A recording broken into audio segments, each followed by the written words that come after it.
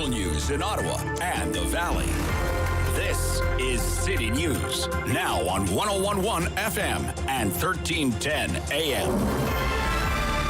It's Monday, September 27th. Good morning. I'm Andrew Boyle. Right now in Ottawa, 11 degrees, Smiths Falls, 13, and here's what's making news in Ottawa and the Valley. Ottawa police have a portion of Albion blocked off for an investigation, a shooting there at some point, but police have not said when or if there were any injuries. We do know it happened on Albion Road South, that is closed right now between Daou and Wildwood. Now, there are police have said Albion will be closed in that area for several hours, and you're asked to avoid if possible. City News Time at 9:01. Now your forecast with meteorologist Jill Taylor. Pack the umbrella. You'll need it at times today. The high 17 degrees, some showers, just a few clouds tonight, and we'll dip to a rather chilly low 5 degrees. The average low is about 7. Tomorrow, sun and cloud and 16. For today, the high near 17. And right now in Ottawa, 12 degrees. In Smiths Falls, it's 13. With the Ottawa Police Board meeting set to take place later on this afternoon, starting at 4 o'clock, some councillors say they are looking for a 0% police budget increase. Here is City News reporter Perushka Gopalkista. The Ottawa Police is recommending a 0% increase for its 2022 budget, and a few city councillors say that this is a good approach for the community. Councillor Riley Brockington tells City News that it could be well received if it's approved. It shouldn't be an automatic increase. Department should prove that they need the increase, and I think coming back to council with 0% will be well received. The Ottawa Police report warned that if this budget is approved, it would result in an elimination of at least 140 officers. Perushka Gopalkista, City News. City News Time, 9:02. Now, a new survey is out. It finds Canadians who have both COVID-19 vaccination shots appear to be running out of patience for those who are unvaccinated. Kevin Meisner joins us with a look at the growing tension. This survey shows that the vast majority of Canadians who are vaccinated are giving some serious side-eye to those who remain unvaccinated. The Leger survey finds more than 75% of people asked actually held a negative view of people who chose not to get the shot. The poll finds that many consider those who haven't been vaccinated yet irresponsible and selfish. Well, Stephanie here prefers to use the word misinformed. I would say it's frustrating, but there's a lot of misinformation out there, and I think the focus should be on correcting that, because I think there are a lot of people who would get vaccinated if they were not being hit with so much misinformation. Now, those sentiments are causing a bit of a rise in tensions, especially among friends and within families. In fact, Dan tells me he finally changed his view because of his family. I was one of those people that didn't want to vaccinate. I had a talk with my family. I figured, you know what, for my family's sake, to be around them, they want that. I did it. An earlier poll suggests that most Canadians actually wouldn't allow unvaccinated adults into their homes. I'm Kevin Meisner. City News Time, 9:03. China's foreign ministry says Michael Kovrig and Michael Spavor were released on bail for health reasons. It wasn't any kind of prisoner swap. During a media briefing, the ministry spokesperson tried to downplay the connection between the timing of their release and the return to China of Huawei Technologies executive Meng Wanzhou. She would not answer questions, the spokesperson, about whether the prisoner release was entirely unrelated and exactly what the health conditions were. I'm Andrew Boyle for News Anytime. Follow up online at ottawa.citynews.ca.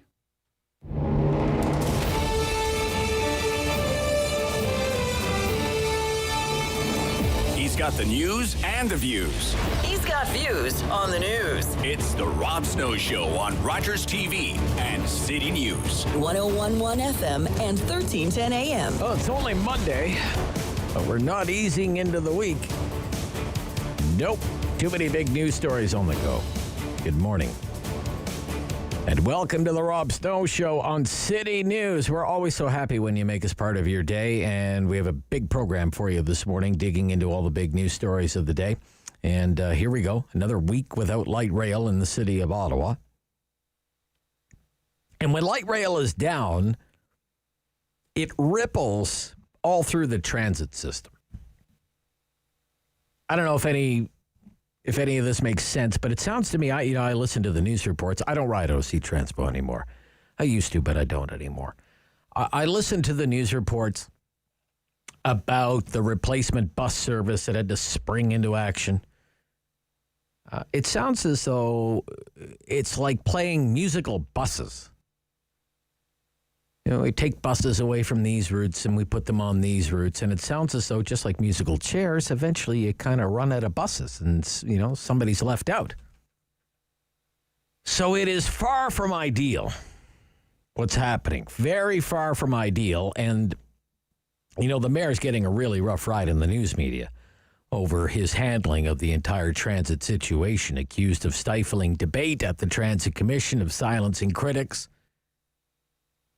And the chair of the Transit Commission, Canada Councillor Alan Hubley, is not being held in the highest of regard either lately, with calls growing among members of the City Council and the Transit Commission that Mr. Hubley be replaced as chair of the Transit Commission. And his appointment to that position, I remember when that happened, Alan Hubley, chair of the Transit Commission, it always seemed like an odd one to me.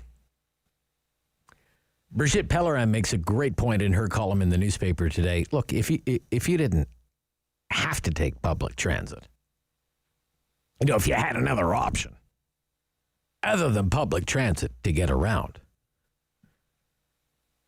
what would compel anyone to opt for OC Transpo right now?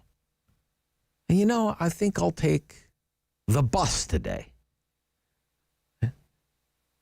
I'm just going to leave my vehicle in the driveway. Who's doing that? What, you know, think about it. What's the selling point with public transit in this city? With this system?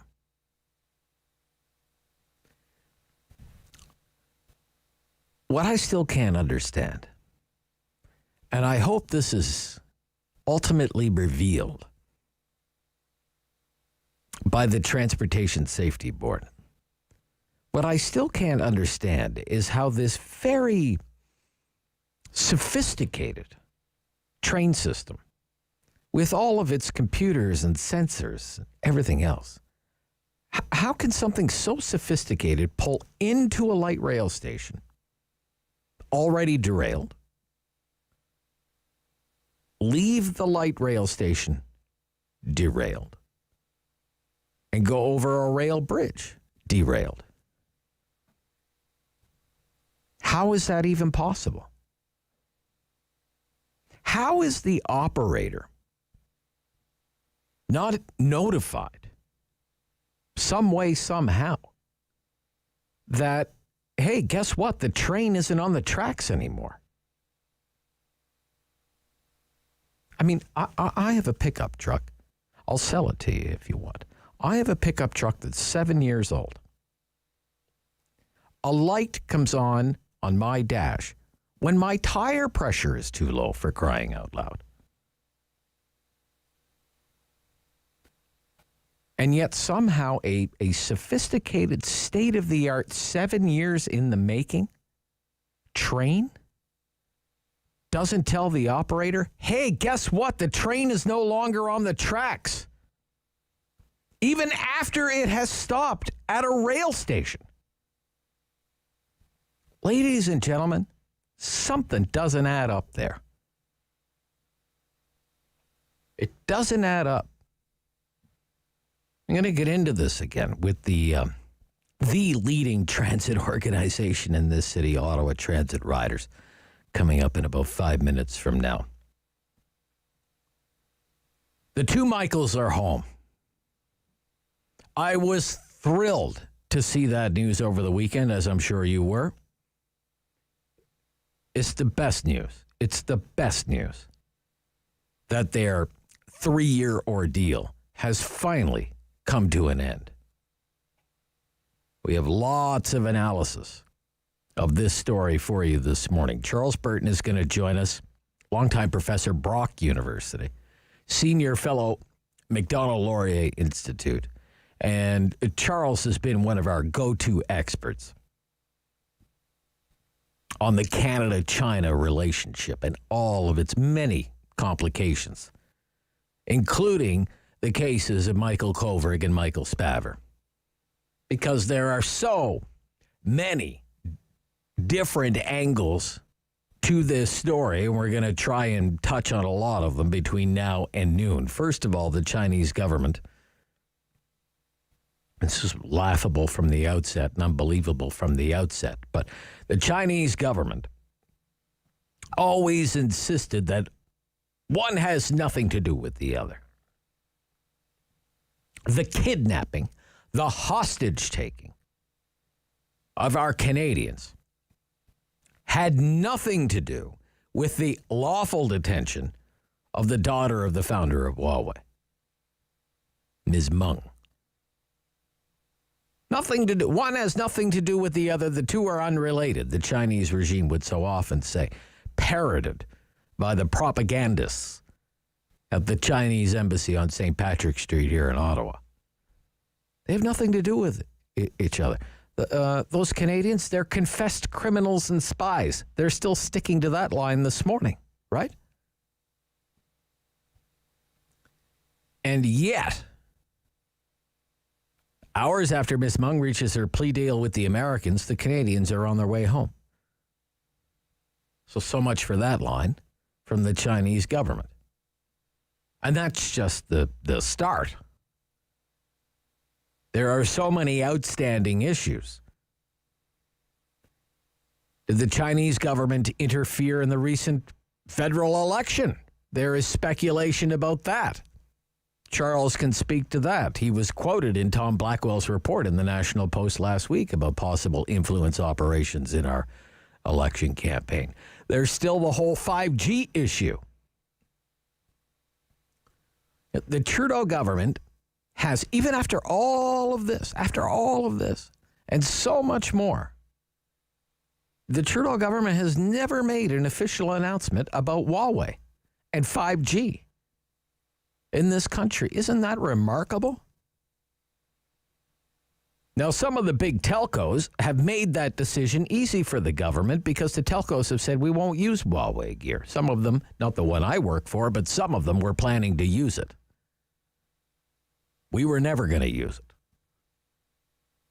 Some of them had to be dragged kicking and screaming into flip-flopping on the use of Huawei gear. They know who they are. But it's not because big telecom in this country is being compelled in that direction, is my point, on national security grounds by the government. Because the government has yet to make an announcement about its policy on 5G and Huawei. Well, maybe now the path is clear on that. You have this new entity called AUKUS. AUKUS. This new Indo-Pacific Security Alliance and the many questions about the creation of it. The United States, the United Kingdom, and Australia. Five Eyes down to three. Canada on the outside, not allowed to look in. That's all about countering China, we were told last week by Professor Tepper from Carleton. You have the mystery that continues to surround the lab in Winnipeg, which is a story that will likely heat up again with the resumption of Parliament later this fall. Something so secretive. The Trudeau government was willing to take the Speaker of the House of Commons to court, something that's never happened before in Canadian history. So as always, lots of moving parts when it comes to the Canada-China file. We'll explore them all as well with the help of Geoffrey Johnston, international affairs columnist, Kingston Whig-Standard. He joins us every Monday. And I want to make this story, the return of the two Michaels, our relationship with the Chinese government, the future of Canada-China relations. I think we should make this the topic of the Talkback Hour this morning. We do that every morning between 10 and 11 o'clock. It's an hour of phone calls. It's an hour of opinions. Hottest hour at talk radio in town. Just ask around. And I want to know what you think about this. Okay, I think a lot of you can cite chapter and verse. You remember when Justin Trudeau, he was leader of the third party. If I recall, I don't believe he was prime minister yet. He raised more than a few eyebrows when he said the country he admired most was China. It's on tape. Okay. Well, here's hoping that the last 3 years and the suffering endured by our hostages has served as some kind of wake-up call for the prime minister and his cabinet. But just given everything that's happened with this case and all the other aspects of this relationship, I'm going to be asking you if you want this country to now take a tougher stand when it comes to dealing with the Chinese government. That's what I want to get into during the Talkback Hour, 750-1310, the call-in line, after the 10 o'clock news. And look, we have political news to follow in this country. It's only been a week since the federal election. Can you believe that, David? It's only been 1 week since the federal election. It seems like a lifetime ago. It's hard to believe. 1 week. I had to look it up on the calendar. Was that only a week ago? Yeah, it was only a week ago was the federal election. And there are still lots of news reports that Aaron O'Toole is in for the fight of his life here, just trying to keep his job after the election.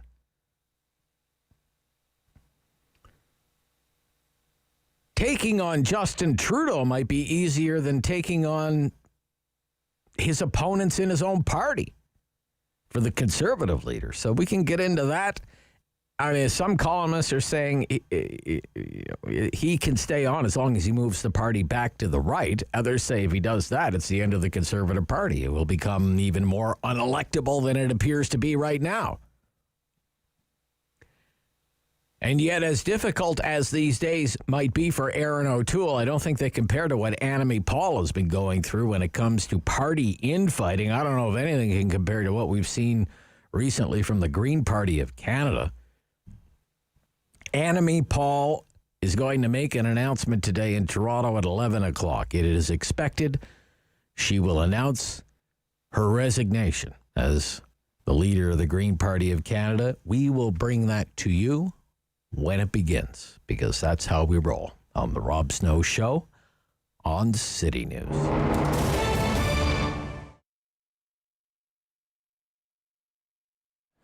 It started out with a small outdoor booth in what was called Sali, which is actually the area just outside our store on William Street, where for a couple of years we sold our jewelry directly on the street. And then we slowly evolved to having an indoor location in this building, 55 Borrowed Market Square. We then moved to another location in Place de Ville, and then moved back down here on Dalhousie Street at Irrigere in the 90s.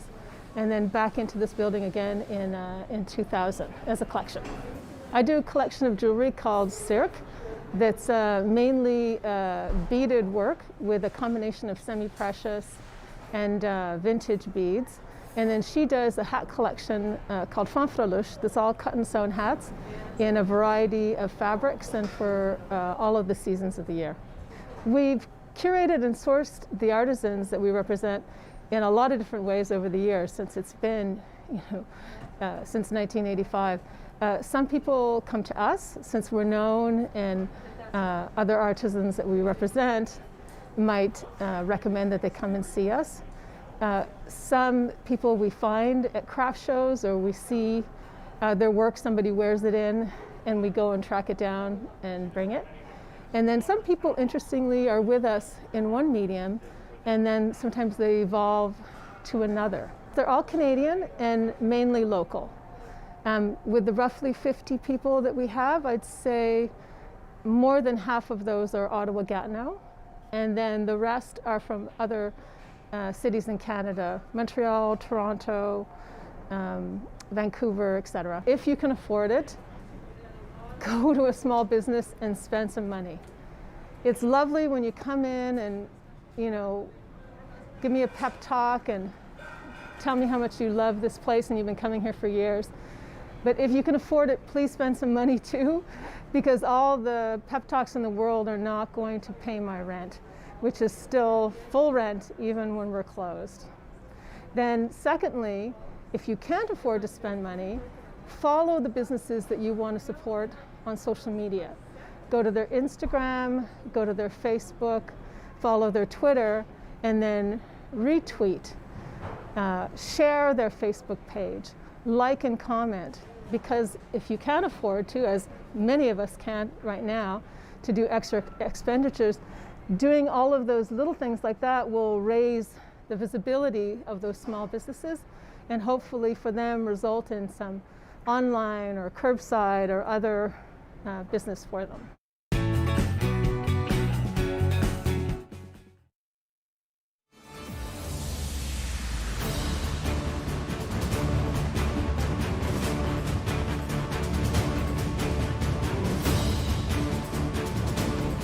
World is changing. So keep up with Rob. The Rob Snow Show returns on Rogers TV and City News, 101.1 FM and 1310 AM. It's the second week without any light rail service in the city of Ottawa. And Laura Shantz is back from Ottawa Transit Riders. Good morning. Good morning to you. Very nice to hear from you, Laura. When light rail fails, how does that affect the rest of the transit system? Well, Rob, the problem is that we don't have buses sitting around waiting to supply the R1. So what happens is that to get buses for R1, they're pulled from all the other community routes. So the big challenge is that even for people who wouldn't normally take the train as part of their bus commute, they're touched by this as well, because all of a sudden they're seeing shortages and they're seeing buses not show up or show up late or have schedules changed. Yeah. I call it musical buses. It really is. Right, we're playing musical really buses, and eventually someone goes without a bus. Right? Absolutely. And is left at the station. So how well, I guess, would you say OC Transpo is adapting, given the events of the last week? I mean, I think, for a lot of, for the workers on the ground, the drivers are doing their best. We, at Ottawa Transit Riders, we really believe that, the drivers they're out there fighting the good fight along with all the riders, just trying to make it through the day. And, they've also been subjected to a lot of challenges based on this. And I think, the staff at OC Transpo, they're doing their best, but the problem is simply that we don't have the bus capacity to run a full R1 service and offer good service on community routes at the same time. Yeah. So when it comes to the bus service, have you had reports of delays, cancellations, buses not showing up, those kinds of things, Laura? Absolutely. There's been some challenges. I know some of the city councillors have posted routes through their wards that that are canceled now or have been redirected to R1. But if you go on the OC Transpo website, you can't even find a list of these. They just tell you that they've been removed from their travel planner. Don't worry about it. But if that's your normal route and you have a normal schedule, you might just show up at your stop and there not be a bus when you expect it. In the first day or two after the latest derailment, and my gosh, it's hard to believe we're even... the latest derailment. There were pictures and videos shared on social media about very crowded buses. And people are obviously concerned about that in the age of COVID. What's your understanding? Does that seem to have been improved, or is that still a concern among public transit users, Laura? To my understanding, it's rather hit and miss right now. They have put more articulated buses and double-deckers onto the R1 service to give a little more capacity. But the problem is that, like along any major, fairly frequent corridor, you'll see the buses get bunched up. Like we see it all the time on Montreal Road with normally the 12, but now the 15, where you'll see 2 or 3 buses running in a row and there'll be one jam-packed and then 2 following right behind it that are practically empty. So the same kind of problems can easily befall the R1, especially in the East End, because, the West End has a fairly straightforward route. They head up Scott Street and into downtown. But the East End, once you come past Rideau Station, you're going up King Edward, you're heading across the Lees Station. all along Tremblay and then jumping around further. Even now that they've got the Steerville detour, it's still pretty hairy. Okay. What is your opinion on how Ottawa Mayor Jim Watson is handling this situation? He certainly took a lot of heat from some members of council for refusing or mobilizing his allies around the council table during the most recent city council meeting and not entertaining the idea of having a debate at the council meeting. I'd like to know your reaction to that. It's very frustrating to me. As someone who takes transit and as someone who believes in transparency and accountability, I don't see, what does the mayor have to be afraid of? Why does he not want to have a public meeting with public discussion? If not all the answers are available, that's fine. That's what the answer is, that we're still waiting on information. But we know, for example, at Monday's Transit Commission meeting, we know that transit commissioners were not told about buses or about the fact that the train derailed ahead of the stop, ahead of Tremblay Station, and just kept going. We know that there's been more information that's been held back, and people want answers. And I think, residents deserve these answers. If we want people to have confidence in the train system, if we want people to have confidence in the whole public transit system, we need transparency and accountability. And hiding behind memos, hiding behind closed doors and reviews that only councillors, not even transit commissioners of the public will have, that does not inspire confidence. It's frustrating, and I think we deserve better leadership. Okay, speaking of leadership, I would now heard from, at least 3 councillors on the record, I suspect there are more, who think it's time for a change in leadership on Transit Commission, that Councillor Hubley shouldn't be the chair of the Transit Commission anymore. What's your opinion on that? Well, I mean, myself personally, I would really love to have a head of Transit Commission who regularly takes transit as part of their daily route, as part of how they get to work, how they get their groceries, how they, if they have kids, pick them up or take them to school. I would love to have someone who's really connected to the transit system be in charge. And Mr. Hubley has told us on several occasions that transit is not something he regularly takes. I don't think he's a natural fit as leader of the Transit Commission. Okay. What is your understanding about this firm STV, this New York-based engineering firm STV, and what it will do, how it's involved in the investigation of the light rail incident? So, to my understanding, they are a firm with a lot of knowledge about LRT-type systems, which is great. But to my knowledge, they've also been involved with both Phase 1 and Phase 2 LRT projects here in Ottawa. And so there's a natural conflict there. Yeah, exactly. There's a conflict, that I understand. We need someone who understands trains, obviously, but someone, there aren't there people out there who weren't involved in our system who could comment? Yeah.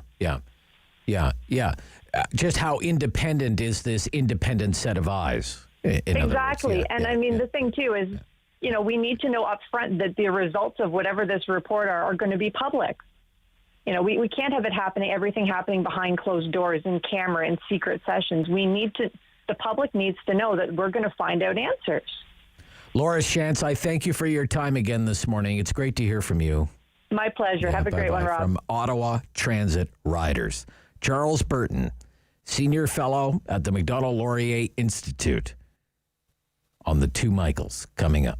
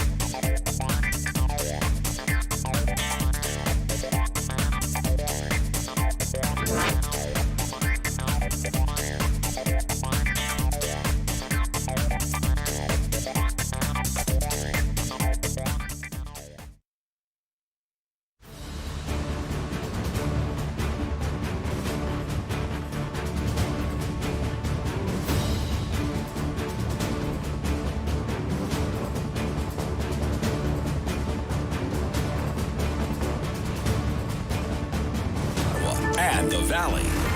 This is City News, now on 101.1 FM and 1310 AM. It's Monday, September 27th. Good morning. I'm Andrew Boyle. Right now in Ottawa, 12 degrees. It's 14 in Smiths Falls. And here's what's making news this hour. A shooting is under investigation in the southeast end of Ottawa. A portion of Albion Road has been blocked off. Ottawa police say the street will be closed between Daou and Wildwood for some time, but they have not released any other information as to the events, when it happened, if anyone was injured, or if any suspects have been arrested. A couple of city meetings on today. Police board will sit this afternoon at 4 o'clock on that docket. A discussion about the police budget and a request to have that frozen for next year. There's also a combined meeting of Planning Committee and Community and Protective Services. That is getting underway right now. Just the City Park and Rec Master Plan on that agenda. Enemy Poll is scheduled to hold a media briefing this morning at 11 o'clock. The Green Party leader apparently going to announce that she's stepping down from that position following her personal fourth-place finish in her own riding in last week's election. There has been internal strife in that party, which began before the federal election was even called. City News Time, 9:32. I'm Andrew Boyle. For news anytime. Follow up online at ottawa.citynews.ca. Firm. Fair. Fun. The Rob Snow Show returns On Rogers TV and City News, 101.1 FM. and 1310 AM. Well, it was wonderful news 3 years in the making, that the two Michaels, Kovrig and Spaver, are back in Canada. But there are a lot of questions still about the future of Canada's relationship with China. And joining us once more to get into the many angles of these issues is Charles Burton, Senior Fellow at the Macdonald-Laurier Institute's Centre for Advancing Canada's Interests Abroad, former counsellor at the Canadian Embassy in Beijing. And good morning. Good morning, Rob. Well, what was your reaction to the news when you heard that? What did you think? Well, I was, of course, delighted that Spaver and Kovrig are being released from Chinese prison hell. The timing of it, is indicative of how the Chinese government is using them to further its own propaganda interests. We hear from the Canadian ambassador in Washington, Kirsten Hillman, that the Chinese government peremptorily surprised our government by announcing that they intended to release Kovrig and Spaver. And I think by doing it in simultaneous with the Huawei CFO Meng Wanzhou's return to China, the Chinese government is trying to establish a kind of moral equivalence that, their hostage holding of Kovrig and Spaver is somehow the same as the Canadian detainment of Ms. Meng. So, that's an unfortunate characteristic of it, but in general, I'm delighted they're back. The Chinese government evidently have given them bail conditions where they're not supposed to talk about their experience, and that our ambassador in Beijing, Dominic Barton, has evidently guaranteed this. That's this according to Chinese sources. I'm hoping that Kovrig and Spaver will both speak out and explain to us the whole dynamic of their experience so that we can better understand how the Chinese regime really functions. What does this say about the long-standing line out of the Chinese regime that one had nothing to do with the other, that the snatching of the two Michaels had nothing to do with the detention of Ms. Meng? Well, nobody ever believed that. Subsequently, the Chinese government has come out with an obfuscating statement saying that the reason that Kovrig and Spaver were released was on humanitarian grounds. Both had confessed their guilt, so the Chinese say, and both were suffering from illness and therefore, were sent to Canada for medical treatment. I certainly, Kovrig has lost a lot of weight, but Spavor seems to, looking pretty good. The same guy that I've known all these years, and in good spirits, and looks like he might have put on a bit of weight. So, it's just nonsense. The whole thing is designed to serve Chinese interests, and we shouldn't be buying into any of this kind of thing. It's absolutely clear what happened, and the problem is that the Chinese have been so explicit about it by releasing Kovrig and Spavor simultaneous with Meng that they give the impression that, if we do anything bad that China doesn't like in future, they won't have any qualms about picking up more Canadians and engaging in this gross violation of the norms of diplomacy to further their own agenda in our country. What do you think of this line in this? I know you've addressed this already, but I think it bears repeating. The Global Times, this kind of Beijing mouthpiece, they confessed, and we're being compassionate, and we let them out on bail. How are we to interpret that, Charles? Well, I think we ought to ask Kovrig and Spavor if they did in fact confess, and if they did render a false confession, it would be under such duress that it would be meaningless. So, that certainly doesn't seem to hold water. Of course, I'm concerned about particularly their emotional health after being subjected to the sensory deprivation and the relentless interrogation over 1,000 days. But I'm just praying that hopefully, as was the case with Kevin Garrett, who was held for, I think, about 768 days on a similar retaliation over an extradition case, that they will come out of it restored and ready to get on with their lives. God knows what they'll be able to do in terms of work, as certainly neither of them will be able to return to China. In the end, did hostage diplomacy work for China? I think they think that it has worked. Over the period of the 3 years when our allies started to get the picture on the Huawei 5G and ban it. Canada did not. We've had pervasive reports of harassment of Canadians by agents of the Chinese regime, and our government has not done anything.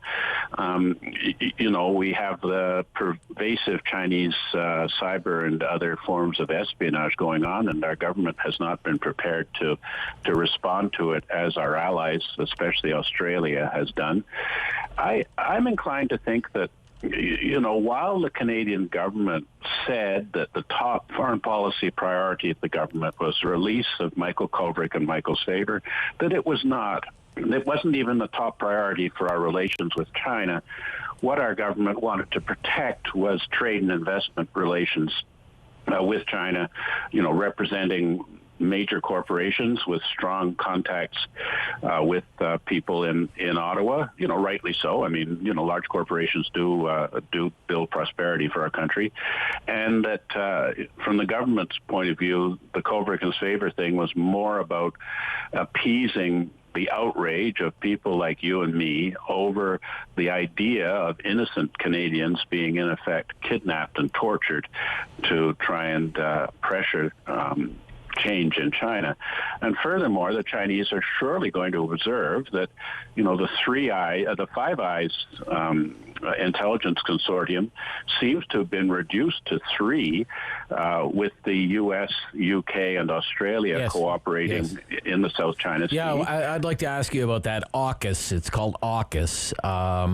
The Prime Minister was asked about that. Justin Trudeau was asked about that recently, his reaction to it, and he's tried to bat it away as saying, well, it's a submarine deal. It's really just a submarine deal, which has greatly upset the French, by the way. But nevertheless, how do you interpret that? Has the Five Eyes alliance been now reduced to 3 eyes? Australia, the UK, and the United States? I mean, there have always been problems with New Zealand over nuclear things, and New Zealand's already stated that they won't accept any nuclear submarines coming into New Zealand ports. But the exclusion of Canada is disturbing, and I don't think it's just about submarines. If it was just about submarines, what's the UK doing there? You know, so from that point of view, it is definitely an alliance.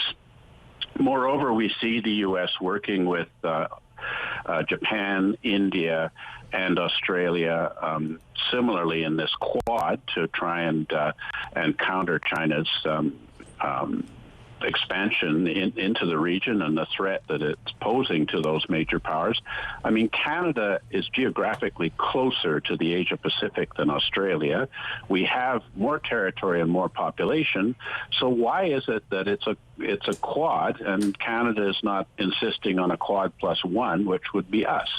And I think it's because we're seen as a weak and unreliable partner on China because of the penetration of the Chinese regime into our politics here in Canada. And, you know, this is very disturbing because Canada's international role will continue to be debased, and this does threaten our sovereignty and security in the years ahead. Okay. I want to ask you about the most recent federal election. You were quoted recently in Tom Blackwell's piece in the National Post, front page in the National Post. What happened to Kenny Chiu, Conservative, and other Conservative candidates in the most recent federal election, in your opinion, Charles? Well, it appears, you know, that once the Chinese regime got the idea that maybe the Conservatives could win the election, as it was looking, a couple of weeks in, there seems to have been a major increase in disinformation designed to discredit certain Conservative candidates. And in the case of Kenny Chiu in Richmond, he had sponsored a private member's bill trying to demand that Canadians in positions of policy-making authority who receive benefits from a foreign regime, that would primarily be China, should make that transparent. So we know that if people are getting money from the Chinese Communist Party in exchange for promoting Chinese interests in Canada, we should be aware of that. It seems pretty much a no-brainer to me that if you're getting money from a foreign power, that you should declare that publicly. If you're involved in lobbying for that foreign power, you should be declaring that you're a lobbyist. So Kenny had this very reasonable bill. Then on the Chinese social media WeChat and many Chinese websites duplicating the same text, there was a completely false characterization of this bill, suggesting that all Chinese Canadians would essentially have to register with the state and would be subject to special provisions. I mean, complete and utter nonsense. And moreover, there was other Chinese language reports that WeChat itself would be banned in Canada if the Conservatives came to power. Well, over 1 million Canadians use WeChat pretty much every day, including myself, to communicate with people in China, because it's the only way that you can due to Chinese government censorship. And this was pure disinformation. And the thing is that, Kenny was able to refute it in the English language press. And, he made a YouTube video in Mandarin to explain that his bill was not about that. But he could not reach the people who had been subject to the disinformation. And the people who were promulgating the disinformation were anonymous. They didn't, you didn't know who it was and where they came from. And the fact that it was springing up all over the Chinese internet like mushrooms after a rain made it doubly problematic. And so the upshot was that, it's possible that Kenny lost his seat due to this disinformation campaign, and it's also, worth considering whether the disinformation template originated in Beijing and the United Front Work Department. Obviously, it's perfectly acceptable for Chinese Canadians to have different political opinions, and if they think that the Chinese Communist Party is the best thing since fried bread.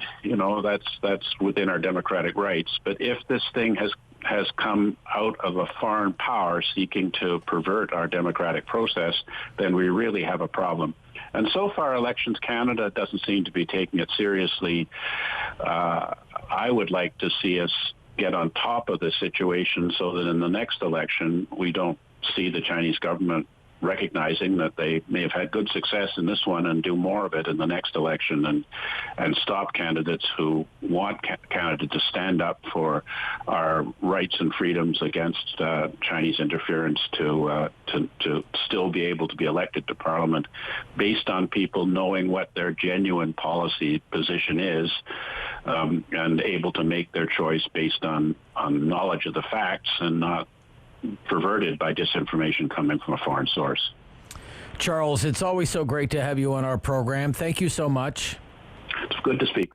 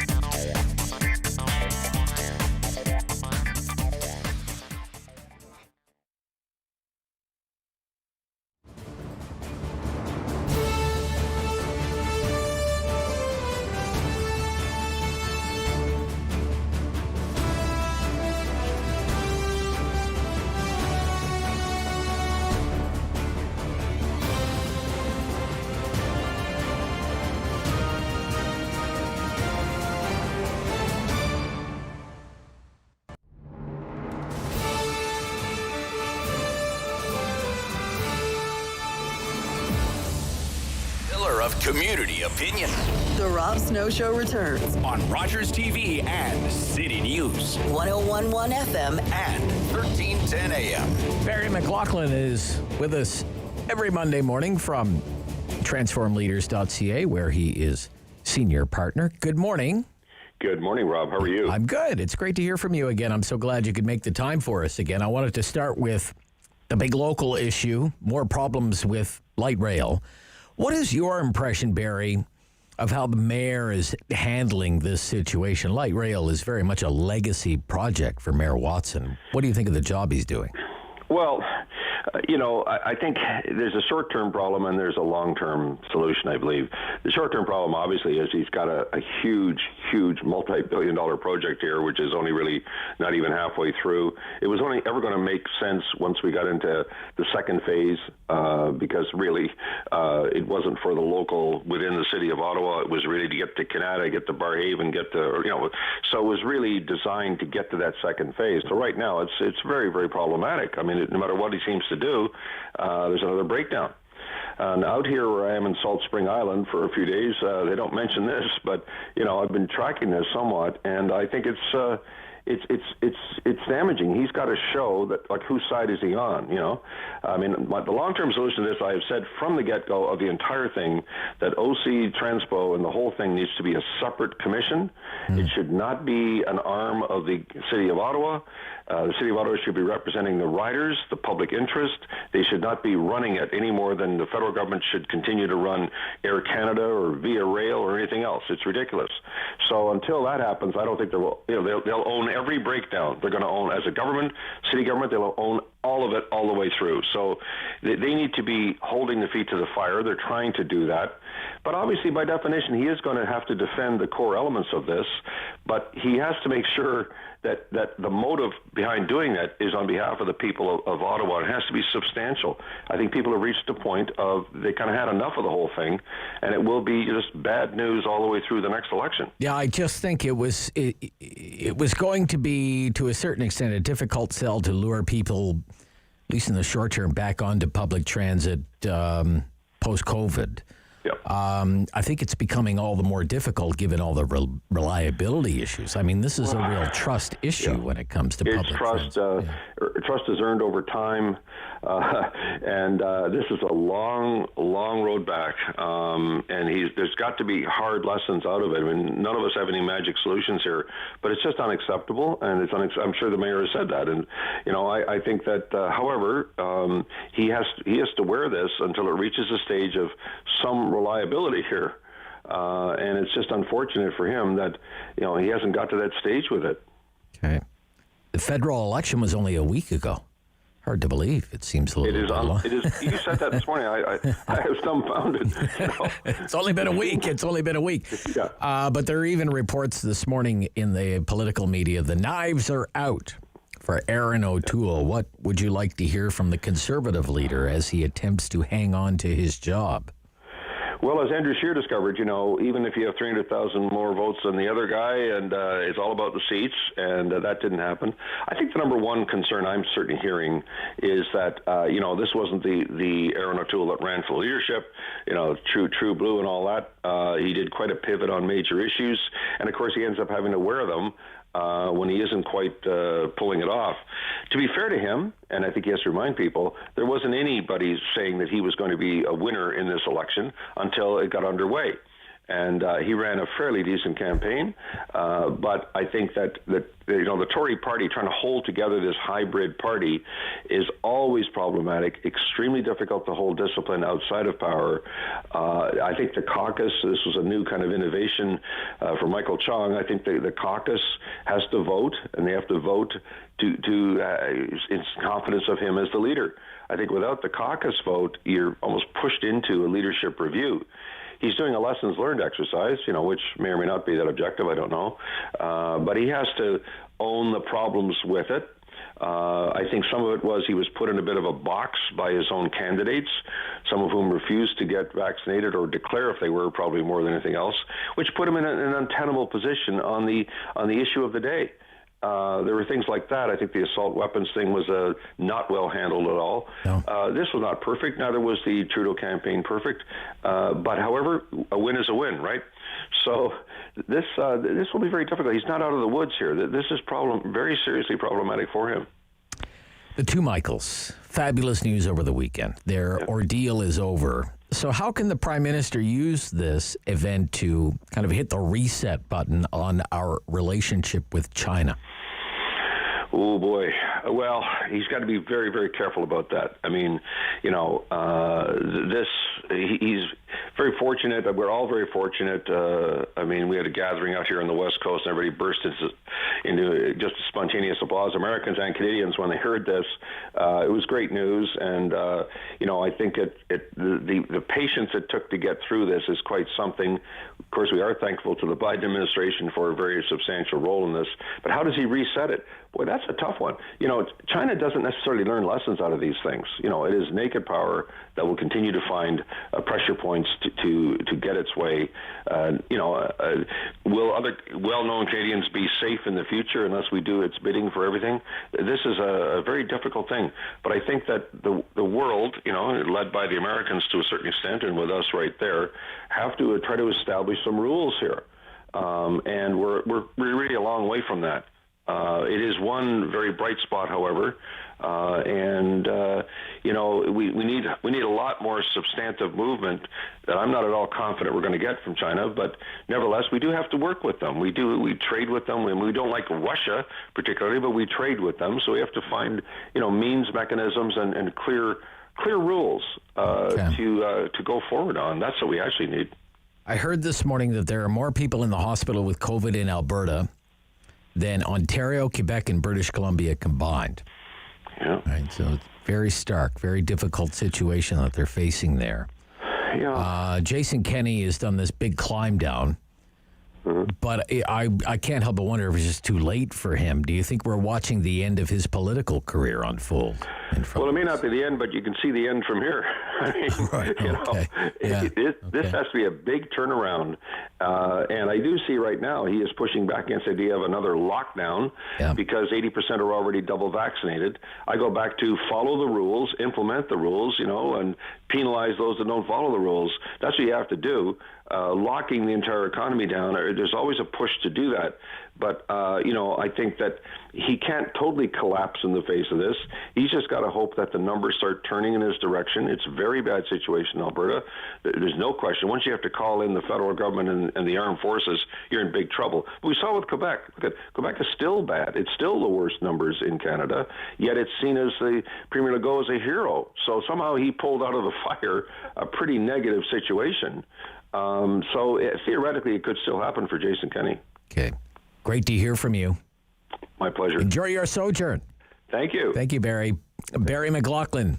TransformLeaders.ca. The Talk Back Hour is next. We'll talk about the two Michaels and the future of the Canada-China relationship. Does it have a future? 750-1310 on The Rob Snow Show on City News.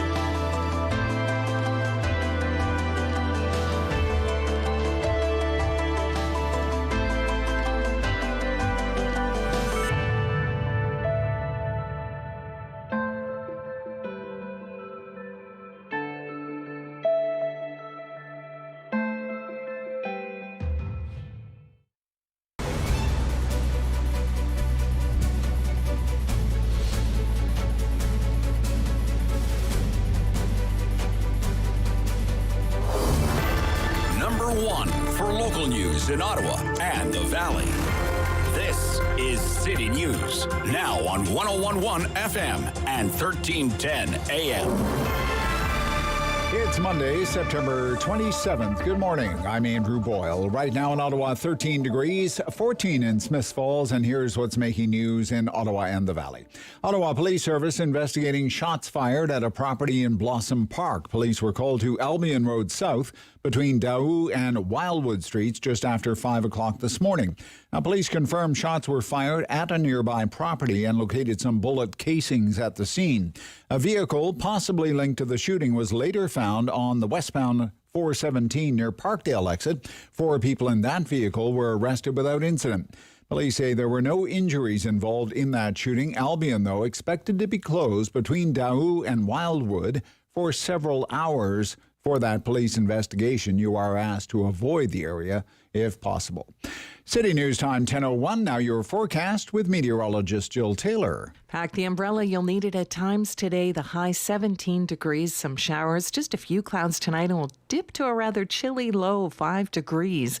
The average low is about 7. Tomorrow, sun and cloud and 16. For today, the high near 17. And right now, 13 degrees in Ottawa. It's 14 in Smiths Falls. A couple of city meetings on today. Police Board will meet this afternoon at 4 o'clock. On that docket, a discussion about the police budget for next year and a request to have it frozen. Also, a combined meeting of Planning Committee and Community and Protective Services is on right now. The City Park and Rec Master Plan is on that agenda. There is a growing divide in our country. It's between those who've been vaccinated and those who have not. The Leger survey shows over 75% of vaccinated Canadians now have a negative view of people who refuse to get the shot, and it's increasing tensions in friendships, families, and workplaces. Tina here near St. Lawrence Market says everyone in her office got the shot except one person. So she decided to leave. To me, it's strange, like to each their own, but that's how much she was willing to hold on to this belief and not work and be out of work. Dan admits pressure at home changed his view on the vaccine. I did it for my family's sake, but I didn't want to get vaccinated, to be honest with you. People responding to this survey call the unvaccinated selfish and irresponsible. Others say misinformation is a key factor in keeping people from rolling up a sleeve. I'm Kevin Meisner. City News Time at 10:03. If you're shopping or thinking about buying a new smartphone, there could be a shortage for that. In fact, several other products as well. Chinese factories are shutting down in order to meet official energy use targets. The disruption to China's vast manufacturing industries during one of their busiest seasons reflects the ruling Communist Party's struggle to balance economic growth with efforts to rein in pollution and emissions of climate-changing gases. According to state broadcaster CCTV, in one northeastern city, 23 people have been hospitalised with gas poisoning after ventilation in a metal casting factory was shut off following a power outage, and other factories are idled to avoid exceeding limits on energy use imposed by Beijing to promote efficiency. I'm Charles de Ledesma.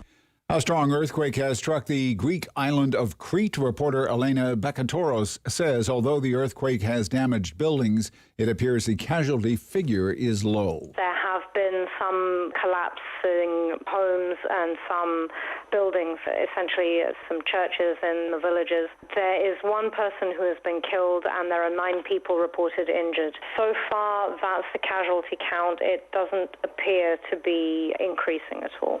Now, repeated aftershocks rattled the area, adding to damage in villages near the epicenter. City News Time at 10:04, and a note from RBC Blues Fest this morning. Organizers have announced another edition for the summer festival next year. Luke Combs will be performing on July 9th. I'm Andrew Boyle for News Anytime. Follow up online at ottawa.citynews.ca. It's time to talk back on the Rob Snow Show. Have your say and call now. 613-750-1310. Should Canada take a tougher stance against the Chinese government? That's where I want to start the talkback hour this morning, given the news over the weekend. Should Canada take a tougher stand against the Chinese government? 750-1310, 750-1310. 613-750-1310. How would you answer that question? Big news over the weekend was the best of news. Michael Kovrig, Michael Spavor are home. The two Michaels, after roughly 3 years as hostages, being held hostage by the Chinese government. To me, that's always what they were. They were snatched, they were kidnapped, they were held hostage. Not criminals, hostages. Not spies, hostages. They're home. She's gone. Ms. Meng, the Huawei executive, daughter of the founder of Huawei. And now it's time for some serious thought about how Canada should approach its relationship with the Chinese government, because the accusations have long been, for a very long time, for 6 years,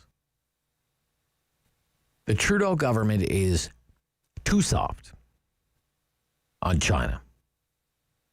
Would you like that to change? 750-1310, 750-1310, 613-750-1310. Mary in Alexandria. Mary, good morning. Yes, hello, Rob. Hi, Mary. Whoops. Can you hear me okay? Yes, okay. All right. Would you like Canada to take a tougher stand when it comes to China?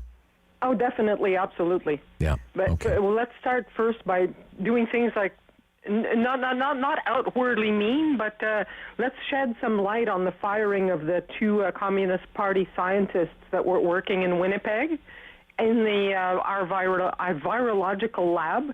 First of all, these people should not be working in this kind of lab. Well, we should find out what happened there for sure. Yeah. We must find out. Yes. Absolutely. There's got to be a committee reopened about that in the government. Next, we must stop training with the Communist Party of China in our north, in the Nordic. In military exercises. Yeah, yes, what the heck? We're training with the enemy, like duh. Okay. Yeah, right. And another one is that we chose China to help build our Navy vessels. Is that insane enough for you? Yes, that's right. That's another one. That's right. Yeah. What's going on? Yeah. And I, like all the other countries, I would remove Huawei from all of our territory. And guess what? I have a Huawei antenna on my internet. Oh my goodness! Not too happy with that. Oh my goodness gracious! Okay, yeah, but certainly something has to be done about 5G. There has to be a decision made by the government. Well, they let the communications company make the decisions for them. That's the telcos. Did. Yeah, a lot of the telcos have said, well, we're not going to use it anyway. We're not going to use that gear anyway. Yeah, but they have a lot of components. Like the antenna I have, like I said, it's full of them. Yeah. Okay. So that's about what I can think of this morning. Maybe other people will have other items. I'm sure they will, Mary. Thank you for your call. Have a good day. Yes. Anne in Nepean, a wonderful place to be in. Good morning, Good Rob. morning, Anne. Should the Canadian government take a tougher stance when it comes to its dealings with the Chinese government? Oh, my God, yes. Yes. Okay. Isn't it coincidental that in your last newscast, all of a sudden China is closing some of its plants and will have some difficulty in getting parts for some of the electronics? And I guess they're now bargaining with parts and stuff instead of the lives of our Canadians. Right. For the upcoming winters, the Olympics. December. Yeah. Okay. Yeah. Not the Olympics, but the Christmas and stuff like that. Oh, I see. Okay. You know what? China can't be trusted. It's the evil empire, not the people. Not the people. That's a very good point. And we're talking about the Chinese government.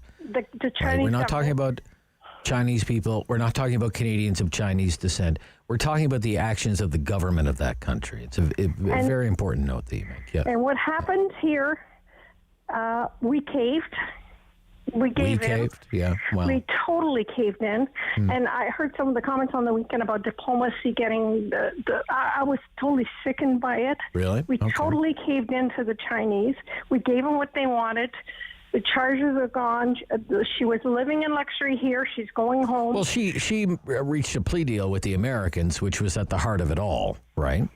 Yeah, but we detained her at the request of the Americans. So once she pleaded guilty in an American court, it made her extradition more or less needless, right? Well, So, exactly. So the government agreed with the Canadians, and they decided to cave and give in to the Chinese. I don't know if I necessarily see it that way, but nevertheless, okay. I'm just glad our Canadians are back, but the Chinese are really masters at patience, and they're masters at manipulation. And right now, we have a government that likes them and kowtows to them, so there's no way that we're going to do anything. And as you say, we're already being shut out of some areas of where we should be in. So it says that we're not being trusted in by some people. And we're stuck with this government for another couple of years. So nothing's going to be done, obviously. Okay. I'm just glad that they're home. Guys are back and home and safe. I'm glad for their families. Yes. And we know what happened in those prisons. We know what goes on. We've heard it often enough, but God bless them for being back. And I hope there is some punishment, special hell for the Chinese government. Okay. All right. Okay. Thank you. Rares in Canada. You're on City News. Good morning. Hello? Rares? Hello. Good morning. Yes, sir. Good morning, Rob. Yeah, nice to hear from you. Yes. Yes. Should we be tougher when it comes to our dealings with the Chinese government? It's impossible, Rob. Impossible. Okay. It's impossible. How can we be tougher in this relationship when our government is led by the commie? I see. You think it's impossible under the current leadership. That's what you mean. Of course. Yeah, okay. He's admire the regime, communist regime, ideology and everything. And look at him. He looked like a communist. This Justin Trudeau. So it's impossible. So never will be even slower in this relation, because anyway, half country is sold to this country, to China. It's going to be sold forever from now on. So definitely it's impossible to do that. All right. Thank you, sir. Thank you. Impossible under the current leadership. He likes the commies too much. Well, it was a rather glowing tribute to Fidel, wasn't it, after the passing of Fidel Castro? Mark, Ottawa South. Mark, good morning. You're on City News. Mark. We should definitely be more vigilant. But avoid the kind of overt rhetoric and gratuitous indulgence that Donald Trump would do. Let me start off, forgive me if I start off with a cynical comment. This is one more reason why Justin Trudeau must regret that he did not wait before calling the election. The day he called it, Kabul fell to the Taliban. 4 days after the voting day, this release occurred. Yes. Now, the thing is, I'm sure it's crossed more than a few minds that he would probably have rather had that happen in the dying days of the election campaign. You can bet. Yes. Yeah. The situation that has occurred ever since at least the 1990s was this. China opened up, and it was the great market that all Western companies want to get into. Sure. And it's glorious to be rich, the leader said. And the Chinese government appreciated this, and they knew that if the governments of the home countries did something that the Chinese government didn't like, and the Chinese government excluded those countries' companies from the market, those companies would lobby the home governments not to offend China. And certainly Canada did that. The man who I would say most epitomized the status quo was Jean Chrétien. He liked to overtly offend the U.S. Bush administration. When he was ex-prime minister, he bitterly criticized Stephen Harper for not going to Beijing to attend the opening ceremonies of the 2008 Olympics. And the thing is that this created a latitude which the Chinese government was aware of, that they could do things in those home countries that their governments would look the other way. Because for a long time in Canada, there's been a lot of activities related to agents of the Chinese Communist Party.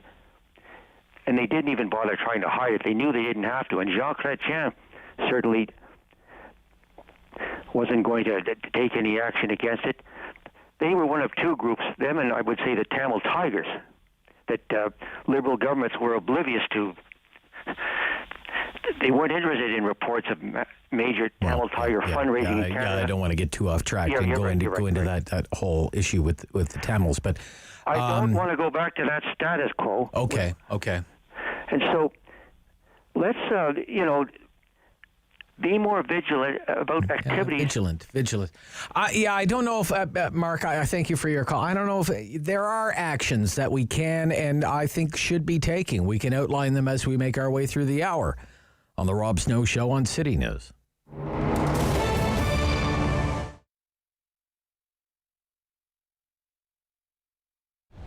An old-fashioned traditional grocery store.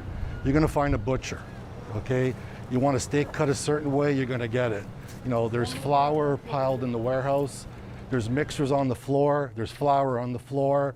The bakery's rented out to Frank Nicolo. It's him and his son come in at night. They mix the dough, they roll the dough, and they bake the dough. It's not the traditional frozen and thaw and put it in the bin, okay? It's made from scratch 7 days a week. It's probably the only bakery left in Ottawa that does that. Then customer service. We're big on that. The cashiers, the deli. You're not. If you ask for something, they're not going to point. It's an aisle number 7. They're going to bring you there. Okay. If you have too much groceries out, we'll take it out to your car. You know what I mean? There's nothing we don't do for our customers, and we evolved around our customers. They would come in and say, can you try getting me this? Can you get me this? So that's how we built the lineup we have now, okay? So we have a lot of unique items that someone that came over to, live in Canada hasn't seen this particular product, but we sourced it and we have it for them that, like something they used to have as a kid. We have a lot of those unique items, a lot, from like all over the world. And we source it through, distributors in Montreal and Toronto that bring in the product in bulk, and we piggyback off of them. Probably the largest European deli in Ottawa. We sell lots because people buy lots. Nothing really complicated about that. We turn over a lot of product. We package it properly. We buy, and we're always consistent. You're always going to find, Cuddy turkey breast, San Daniel mortadella. You're always going to get the same brands. We don't flip back and forth to save 20 cents. It's always the same brands, the last 29 years. Best sandwiches in town. It's simple. It starts off with fresh bread every day baked in the store. Anything that's left over goes to breadcrumbs. So you're getting a fresh bun every day that was baked probably 4 hours before you get here, okay? Not only baked, made, like, mix the flour, roll the dough, proof the bread, and bake the bread, okay? Then all the ingredients come right off the shelves. Your lettuce, your tomatoes, all your condiments, and they're cut up fresh in the deli. Not like the big, corporate restaurant chains that your lettuce comes in shredded in a bag, you open it up and you throw it in the bin. Takes, 2 or 3 days to get here from California. How long is it in the bag? The big difference is like making a sandwich at home and you don't have to do the work. It's really what the trick is, and using the freshest ingredients possible.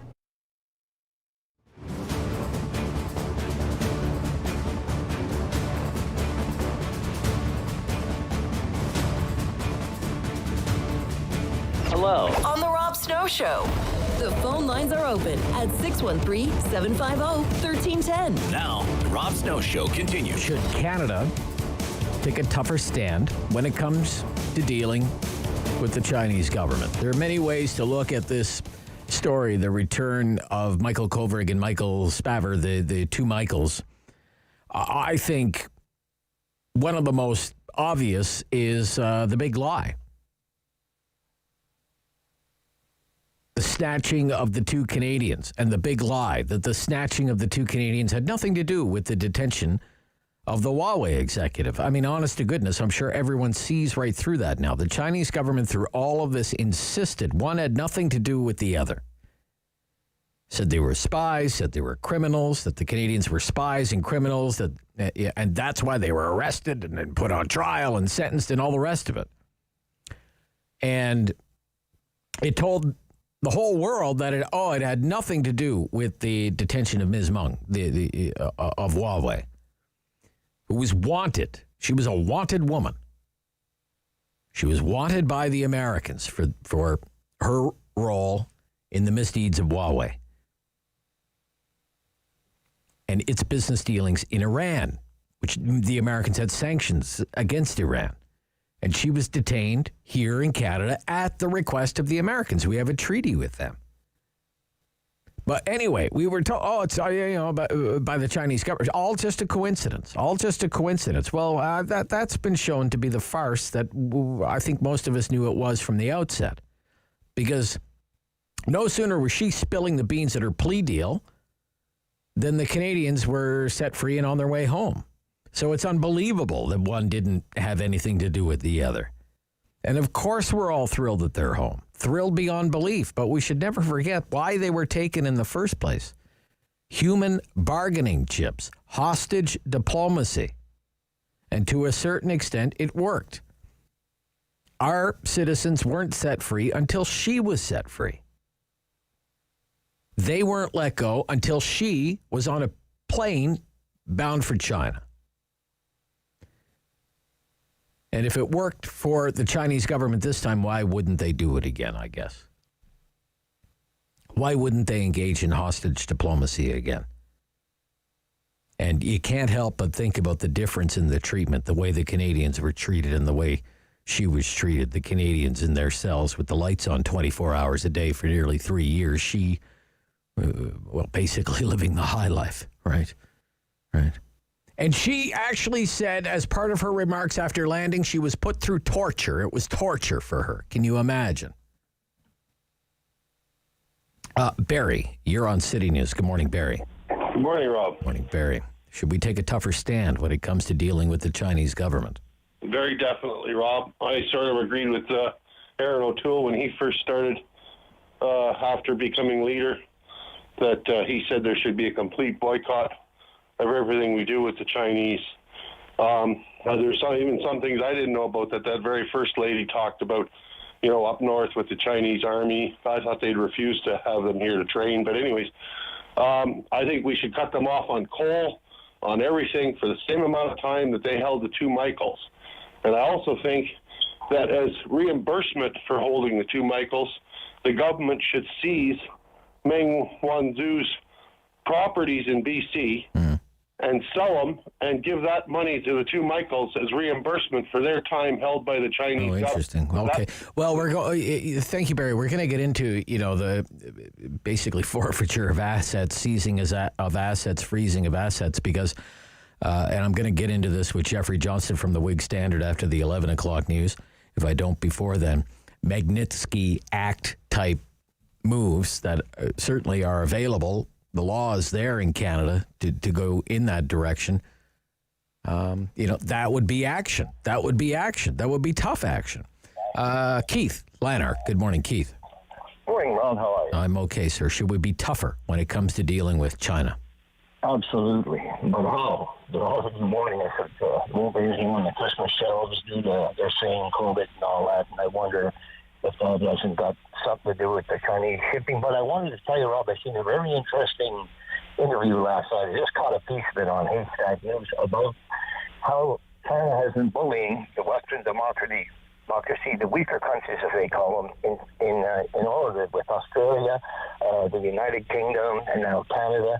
And he calls it a systematic bullying system that they've been trying to just implement all the way along, But as far as trying to do anything about it, well, as long as Trudeau Chang is believing what he does towards the regime of China has, and that he will never get anywhere. Right. So you're with one of the previous callers, not with this leader.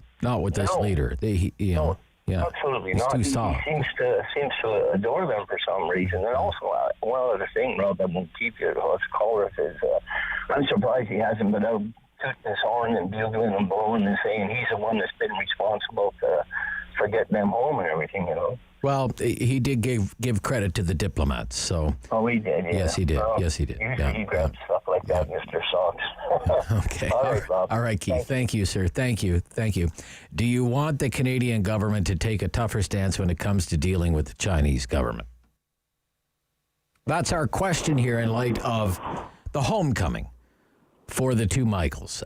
Angelo. Good morning, Angelo. You're on City News. What's your opinion, Hey, sir? Rob. How Hi. are you? I'm good, sir. Thank you. What's your opinion, sir? Okay, so here's the thing. The Chinese government are the most untrustworthy government in the world. Mm-hmm. They get what they want when we have radicals like Trudeau and Biden in power. But if you go back and you say Trump was in power and we had somebody who actually cared about our country and was pro-Canada, everything Canada, well, I don't think we need a Canadian Trump.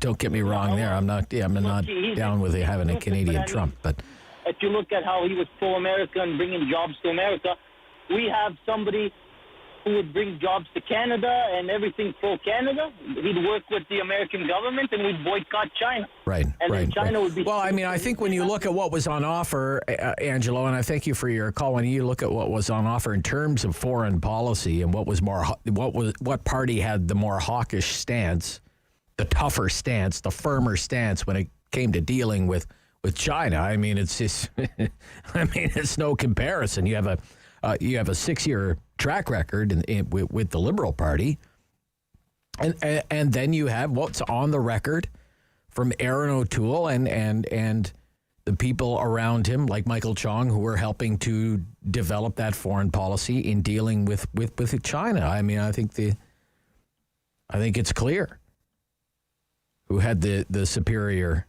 outlook, global view. Jeff in Ottawa. Jeff, you're on City News. Good morning, Rob. Yes. The infrastructure bank, Chinese. Yes, that's another one. Yes, yeah. That, I want that stopped. Yes, Aaron O'Toole is constantly bringing it up in the House. I don't know why he hasn't used an opposition motion data to demand... Well, there hasn't been a House in quite some time now. Yeah, so, but he hasn't used an opposition data to demand the government to stop sending the money. Right. But another thing, too, is I know this is going to hurt Canadians as well, only for the ones who buy Chinese products. Slap tariff till they're blue in the face on every product that leaves China into Canada. Slap tariffs if you pay more for your broom than buy a Canadian. Believe me, we make brooms. Right. Or we can buy a broom from another country. You got it. Right. We can buy our brooms from Taiwan or Bangladesh or someplace. But exactly like everybody's saying, no, not under this government. Right. Not under this guy's government. in love with China. All right. Thank you, Jeff. Thank you. Be back after the news on City News.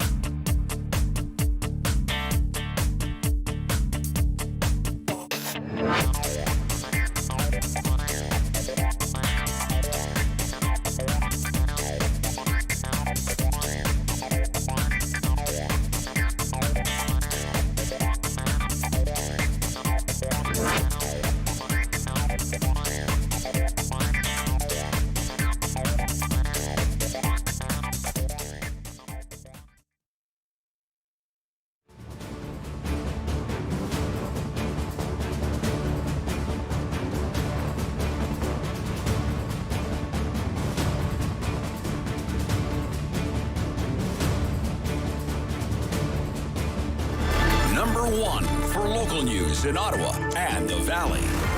This is City News, now on 101.1 FM and 1310 AM. It's Monday, September 27th. Good morning. I'm Andrew Boyle. Right now in Ottawa, 13 degrees. In Smiths Falls, 14. And here's what's making news this hour. No injuries in a shooting this morning just after 5 o'clock as Ottawa police were called to a property in Blossom Park.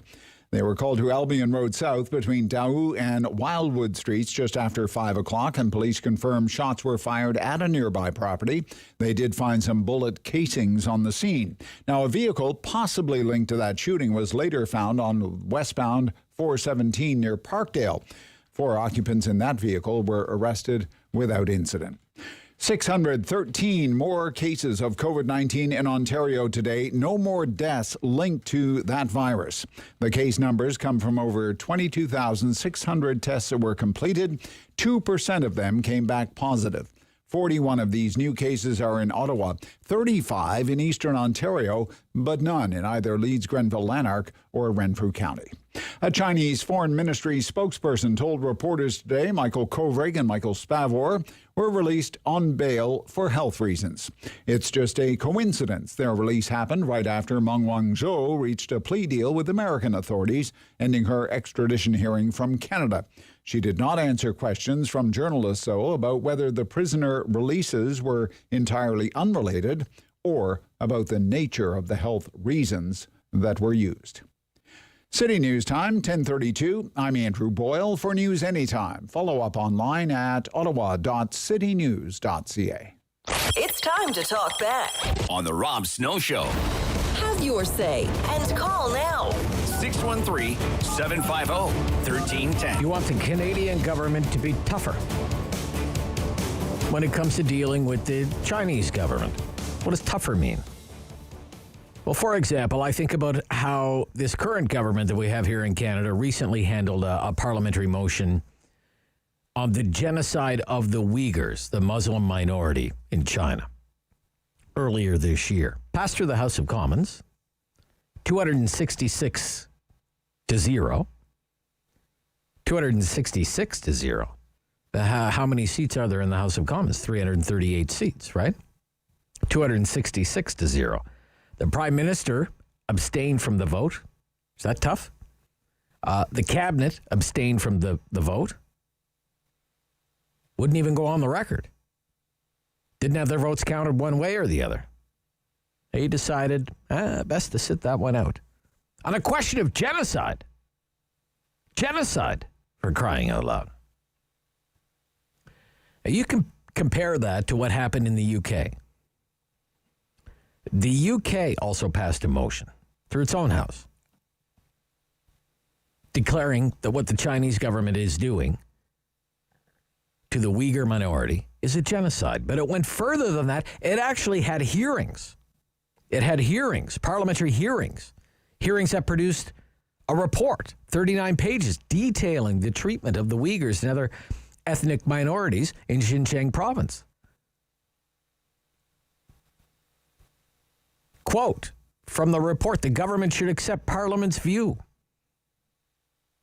that Uyghurs and other ethnic minority groups in Xinjiang are suffering genocide and crimes against humanity and take action to bring these crimes to an end.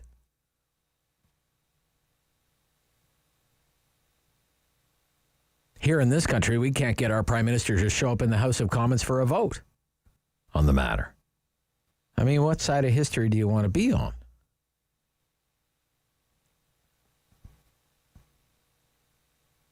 The UK Parliament had hearings, called witnesses, heard terrible accounts of the atrocities that are being committed in that part of that country. Gruesome to read some of the accounts, which you can in the UK newspapers. And yet in our Parliament, when it came time to be on the record, had a round of yeas and nays. The Cabinet wouldn't go on the record, and the Prime Minister was a no-show. That's why I wanted to ask you, do you want our government to take a tougher stance when it comes to dealing with the Chinese government? Bill in Ottawa. Good morning, Bill. You're on City News. Good morning, Rob. Morning, Yes, Bill. I do want the government to take a tougher stand on China and a smarter stand. I think Canadians have to wake up to the idea that this Prime Minister is an agent of China. Well, I don't think he's an agent, but... Well, I think everything that he knows, he tells them.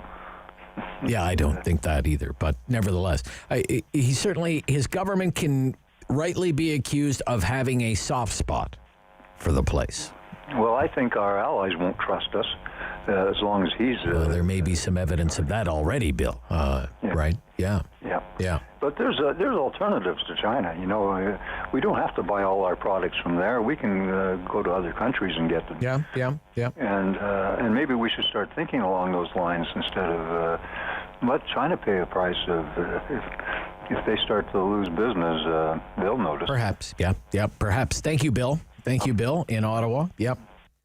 750-1310, 750-1310, second half, the Talkback Hour. In light of the news over the weekend, the return of the Michaels, the great news, the wonderful news, the fabulous news, the Michaels are home. Michael Kovrig, Michael Spavor, they're home. Is it time for a reset, a rethink of this relationship? Such as it stands now. Some people think it is irreparably harmed. Do you want your government to take a tougher stand when it comes to dealing with that government? Rodney in Ottawa, you're on City News. Rodney. Good morning. Morning, Rodney. Yeah. Hey, so a tougher stand, yes, but it's also got to be a diplomatic stand because, you know, ideally we need them, you know, as a trading partner. It's not only what we buy from them, but also what we sell to them, you know.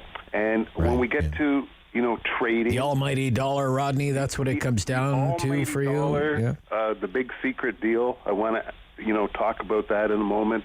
But what would help in all trading and a little bit for safety, security for Canadians, is on all products there should be a label indicating source of ingredients, place of manufacture, especially on food, and let people make a decision every day as to maybe what they read in the news and what they feel safe with and what money they want. Country of origin labeling, it's called. Country of origin labeling. Yeah. And then the big secret deal.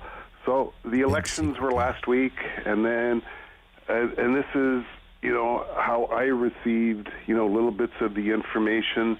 You know, the court date was on Friday, and I just sort of wondered, Rob, why during the election trail Meng did not come up at all, sanctioning the Chinese Olympics did not come up at all, and I just question the fact, was there a gentleman's agreement, you know, between the three big leaders? Oh, I don't know. You know, we don't know that. And it's a big secret deal, but, you know, the cracks are coming and little bits of information are coming out, and I think we'll... Oh, you think they knew that something was coming down the line here? I think that a deal was in the works, and maybe they reached an agreement not to talk too much about it in fear of compromising it or whatever? The two Michaels got that. Meng did that. She gave a little speech in Canada, and she gave like a homecoming speech in China. And I think everybody probably agreed not to say anything. And we'll see what. Yeah, I don't know. I mean, there's speculation and there's wild and rampant speculation, Rodney, and that's what you're doing. But whatever. You weren't the first. You won't be the last. Helen in Westboro. Good morning, Helen. Good morning. Yes, Helen. Should we get tougher when it comes to dealing with the Chinese government? Absolutely, we should. And first of all, I'd like to say how much I've learned listening to your show today. I always do. Thank you. Mary, your first caller, was so well informed, and so were several of your other callers. Some things I hadn't realized about China. What brought it to my attention at first was a few days ago when I heard that Aaron O'Toole lost a lot of votes in the 905 area and in BC because of his stand on China, and that the Chinese people who are living in that area, people of Chinese origin living in that area, were voting against the Conservatives because of O'Toole's stand. Well, because of a misinformation campaign about the stand. Yeah. I didn't know that they were targeted for disinformation, misinformation, whatever. Yeah. Anyway, with Trudeau at the helm, there won't be any change with China. He'll still be kowtowing to them, and you know, we have to change government, but I guess we'll have to wait 18 months or so for that. Okay. Thank you, Helen. Thank you for your calls. A couple of lines there. It's been a very busy hour, but no problem fitting you in. If you give a call now at 750-1310, take a stand. Take a stand. What does that look like? Some people think it's not going to happen with this leader. Some people think maybe we shouldn't anyway. You have a country in China that is challenging the United States as a global superpower. It's the world's second largest economy, massive military might. What the heck can a middle power like Canada do? Well, there are things I think that Canada can do. Some of the callers have already mentioned 5G. First and foremost, 5G.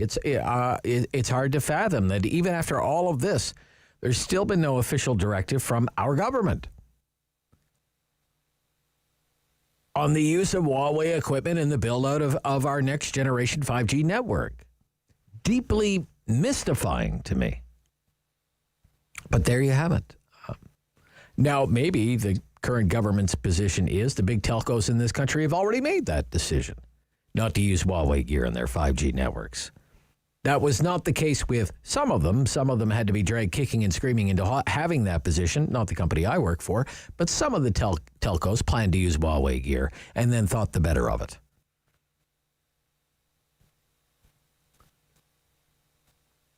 But none of them were compelled by the Canadian government into making that decision. And that made us an outlier among our major allies on the 5G issue. We were the only member of the Five Eyes intelligence alliance that didn't formally block Huawei from our 5G network. The only one. We're still the only one. The UK, New Zealand, Australia, the United States, they all moved to prevent the company's gear from being deployed in their 5G networks. We never made such a decision at the government level. We just kind of said to the private sector, you do your own thing. You can't help but wonder if that hasn't gone unnoticed, especially when some people are saying 5 eyes, maybe down to 3 eyes now, because of the new Indo-Pacific Security Alliance called AUKUS. We're not part of that. It's like the No Canada Club. United States, UK, Australia, the 3 eyes, AUKUS. A, UK, US. Australia, UK, US. AUKUS. And we're on the outside. We're not even allowed to look in. And when that news broke about that new security arrangement, which has everything to do with trying to contain the ambitions of China, seemed to catch Canadian officials completely off guard. The Prime Minister has been dancing all around it, suggesting, it's just a deal for submarines. And that is a big part of it. It's why the government of France is so upset with the Biden administration right now, because the Americans are going to sell the Australians nuclear-powered submarines instead of the diesel-powered submarines from France. They had an agreement in place worth tens of billions of dollars. And France isn't, obviously, it's not part of AUKUS either. But 5G is still peculiar after all of these years. Through all of these trials and tribulations. With the Chinese government, the Canadian government has yet to say, Huawei will not be part of 5G in Canada. See, that would be a tough stance. That would be a principled stance. But our government has yet to take it. That's what I mean when I ask, do you want the Canadian government to take a tougher stance on its dealings with the Chinese government? 750-1310, final quarter, next on The Rob Snow Show on City News.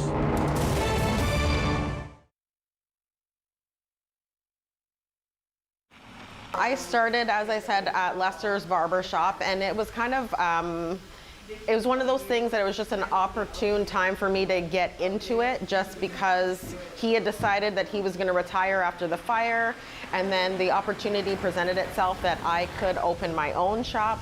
And so I went from a 150 square foot space on St. Patrick's Street to a 600 square foot space just on Beechwood to now here, and I'm in a 1,400 square foot space now.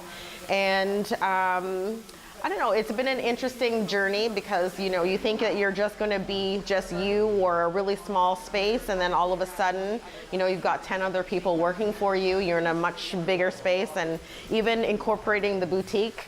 Last March, when all of this started, I mean, we closed down a little bit earlier than everybody else, and I'm going to say, you know, being honest, part of it was social pressure.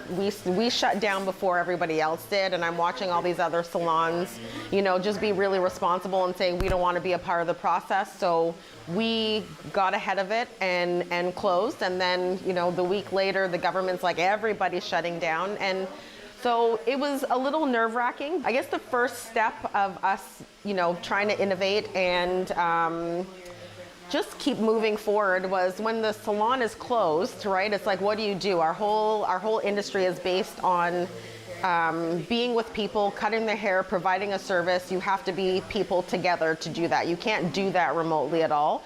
So one of the first things that I saw in our industry, what people were trying to do was they were selling their hair products that they had. And luckily, I've had a website that always had a web store in the back. I just never used it. So as soon as I saw that people were doing that, I was like, okay, this is what we're going to do. I'm going to load up all my stuff.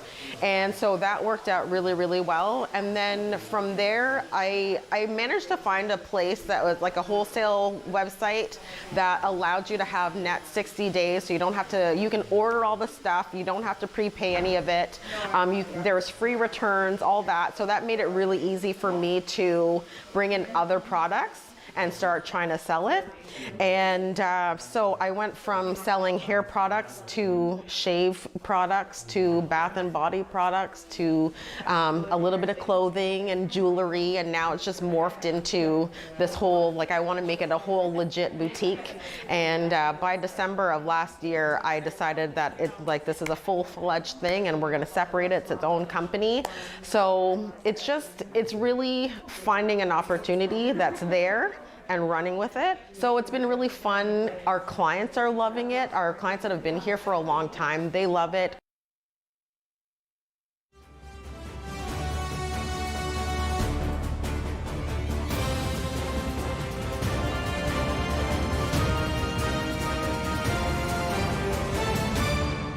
Hello. On the Rob Snow Show. The phone lines are open at 613-750-1310. Now, the Rob Snow Show continues. You want the Canadian government to be tough with the Chinese government. Our question for the hour, given the two Michaels are home. Corey in Ottawa. Good morning, Corey. You're on City News. Listen, I'm a Canadian through and through, born and bred, raised my children here, and really wanted to believe in my country. Prior to the election, I kept saying to myself, I want to have hope. I love Canada. I love being a Canadian. But this morning and this past weekend, I really don't know how to feel. I believe the government does not want to be transparent. I can't trust a word that they say, word that they do. Do not know what direction our country is going in. I was really hoping the election was going to iron out a lot of my fears, my thoughts, my worries, my concern, because it's not only, the government, what are they going to say or do or want to do next. I mean, we're still in the middle of a pandemic here. Secondly, Trudeau does not want to be transparent to anyone for any reason, let alone his members of parliament, for the Canadian people. He knows what he's doing. He knows what he wants. He knows how to get to it. That's why the two Michaels were released at this, quote, surprise time. That's why Laurier was sent back at this surprise time. No, I'm not the fly on the wall in his office listening to him in every conversation that he has, or a microchip in his friggin' little brain, to know what he's thinking. But we're in trouble. we're in deep trouble with Trudeau. Now, by the time the next election comes around, I'm hoping for the best. Okay. But do you want us to be tougher on China? That's my question. He's in their pocket. He's in their it's pocket. kinda late Well, I don't know if he's in their pocket, kinda late but for me to say, his government has certainly been soft on the country. It hasn't been tough. Corey, thank you for your call. I want to take as many calls as I can. We only have about 6 minutes left here. 750-1310. Almont. Chris, good morning. You're on City News. Do you want the government to be tougher on the Chinese government? Yes, Rob, we do. Okay. We can start with Huawei 5G. Huawei and 5G, yeah. Yeah, and then we can look at the Level 4 lab in Winnipeg. Yes. With the 2 doctors doing research for China. And they actually had, and this was reported in the Globe and Mail by Bob Fife, a Chinese 2-star general, head of bioweapons, disguised as a doctor working in that lab. She, too, is since taken off to China. We need a full RCMP CSIS investigation on what happened there. Well, the RCMP and CSIS were seized with that, and that's why they're not there anymore. It was following an investigation. They were stopped from releasing the report to the Speaker of the House of Commons. Well, yeah. That's the next step. Serious. That's the next step. That's a file that should immediately seize the opposition. Move on right? and move right over to the House of Commons. Yeah. And then election interference should be thoroughly investigated under the Elections Canada Act by the RCMP and CSIS. You just had Mr. Burton on today, distinguished Canadian, ex-ambassador, speaks fluent Mandarin, and he basically described what's going on. Yeah, he's not a former ambassador, but he's a former member of the diplomatic corps. Yeah, that's right. Mr. Burton was ambassador. Yeah. And, Trudeau's book that he wrote when he came into power was called Common Ground. And the Chinese translated it. Oh, yes, that was in the media recently, yes. Yeah, translated that book, and I suspect that very lucrative book sales in China. And you know what they call it? The legend continues. The legend continues. Well, a legend in whose mind? Okay, Chris, thank you. All right. Yeah, but, on the Winnipeg lab, I mean, I guess if you want to find out what happened there, I guess be thankful that it's a minority government because at least the Trudeau Liberals will not control the committees. Now, if it's anything like we saw the last time around, they'll certainly do their best to filibuster the committees. But, yeah, what happened in that lab? Wouldn't you like to know? The sitting government of the day tried to take the Speaker of the House of Commons to court and drop that court action when the election was called. But I'm curious to see where that goes from here. I mean, there's something in those documents that we're not supposed to see, and not even MPs are allowed to see it. Even MPs with the highest security clearance.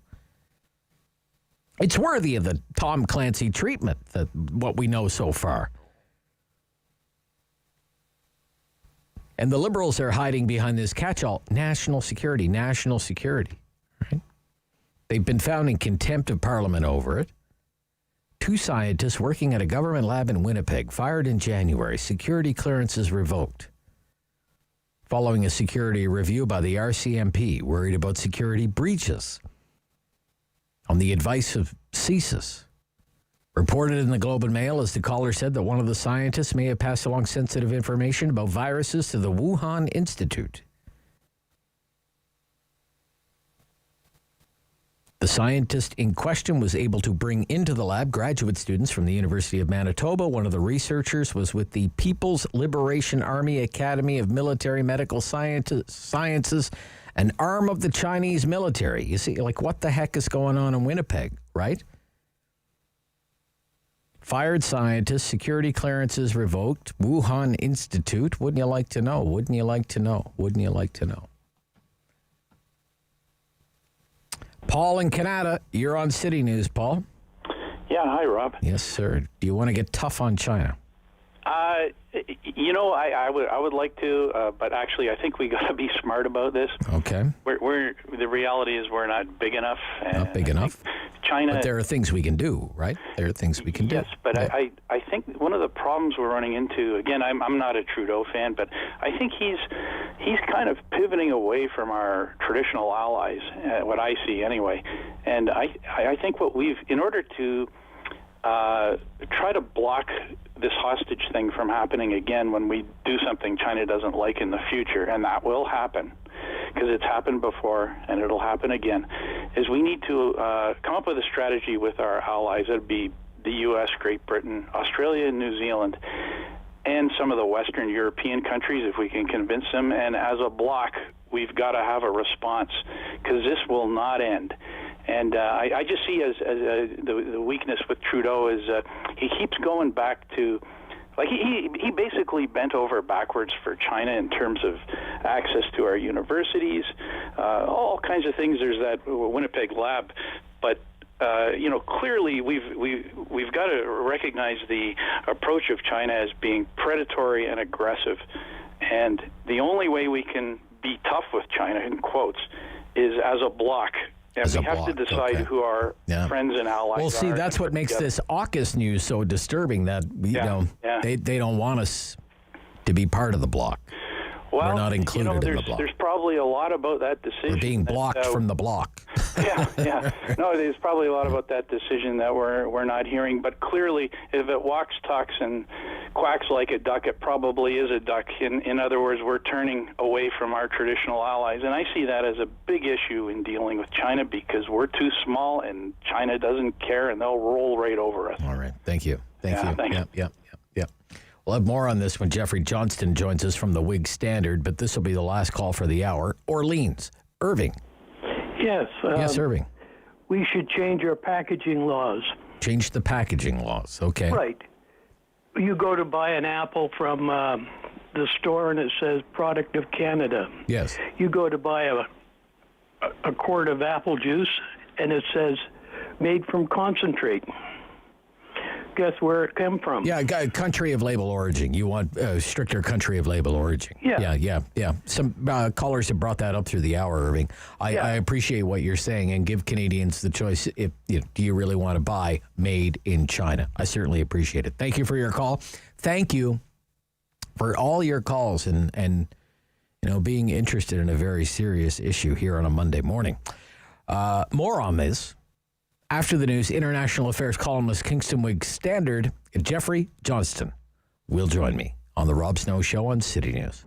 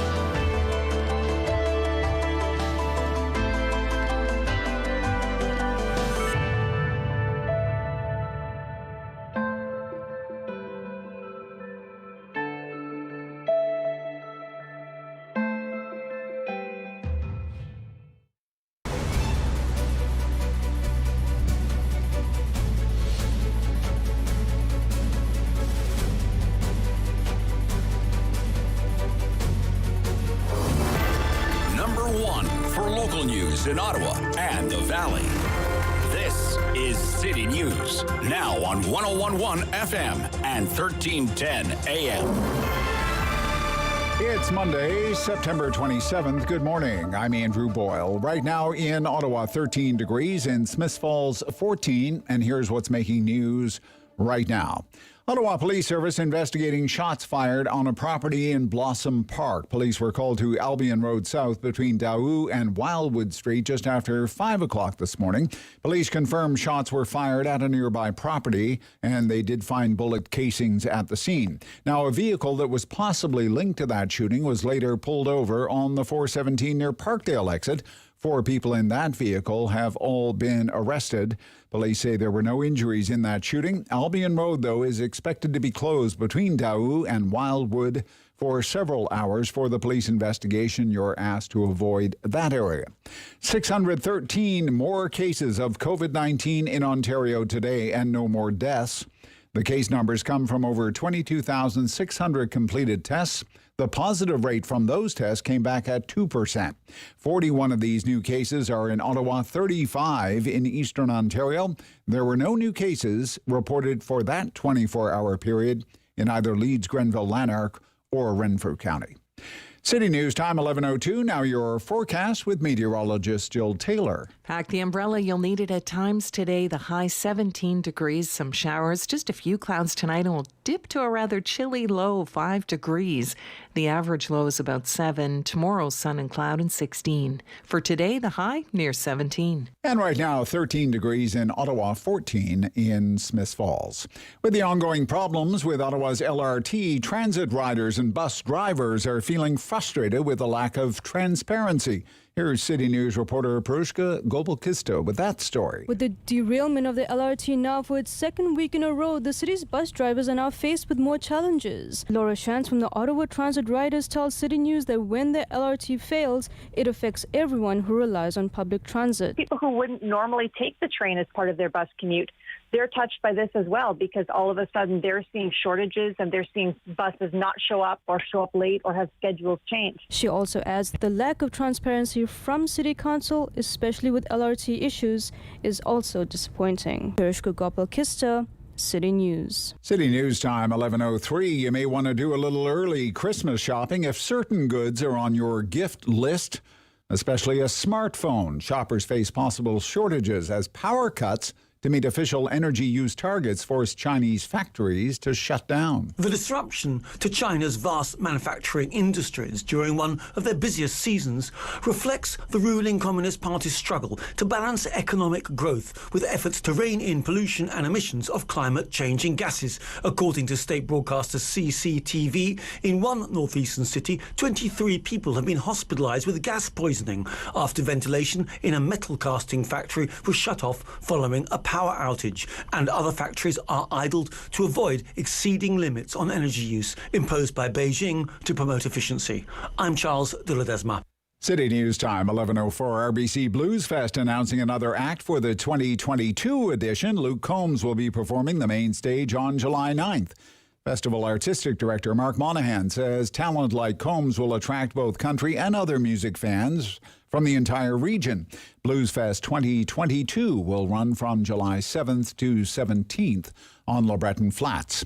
TD Place has also announced a concert for next spring. Billy Talent and Rise Against will play the Glebe location on April 4th.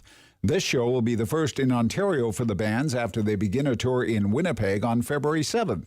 Tickets for that show will go on sale Thursday.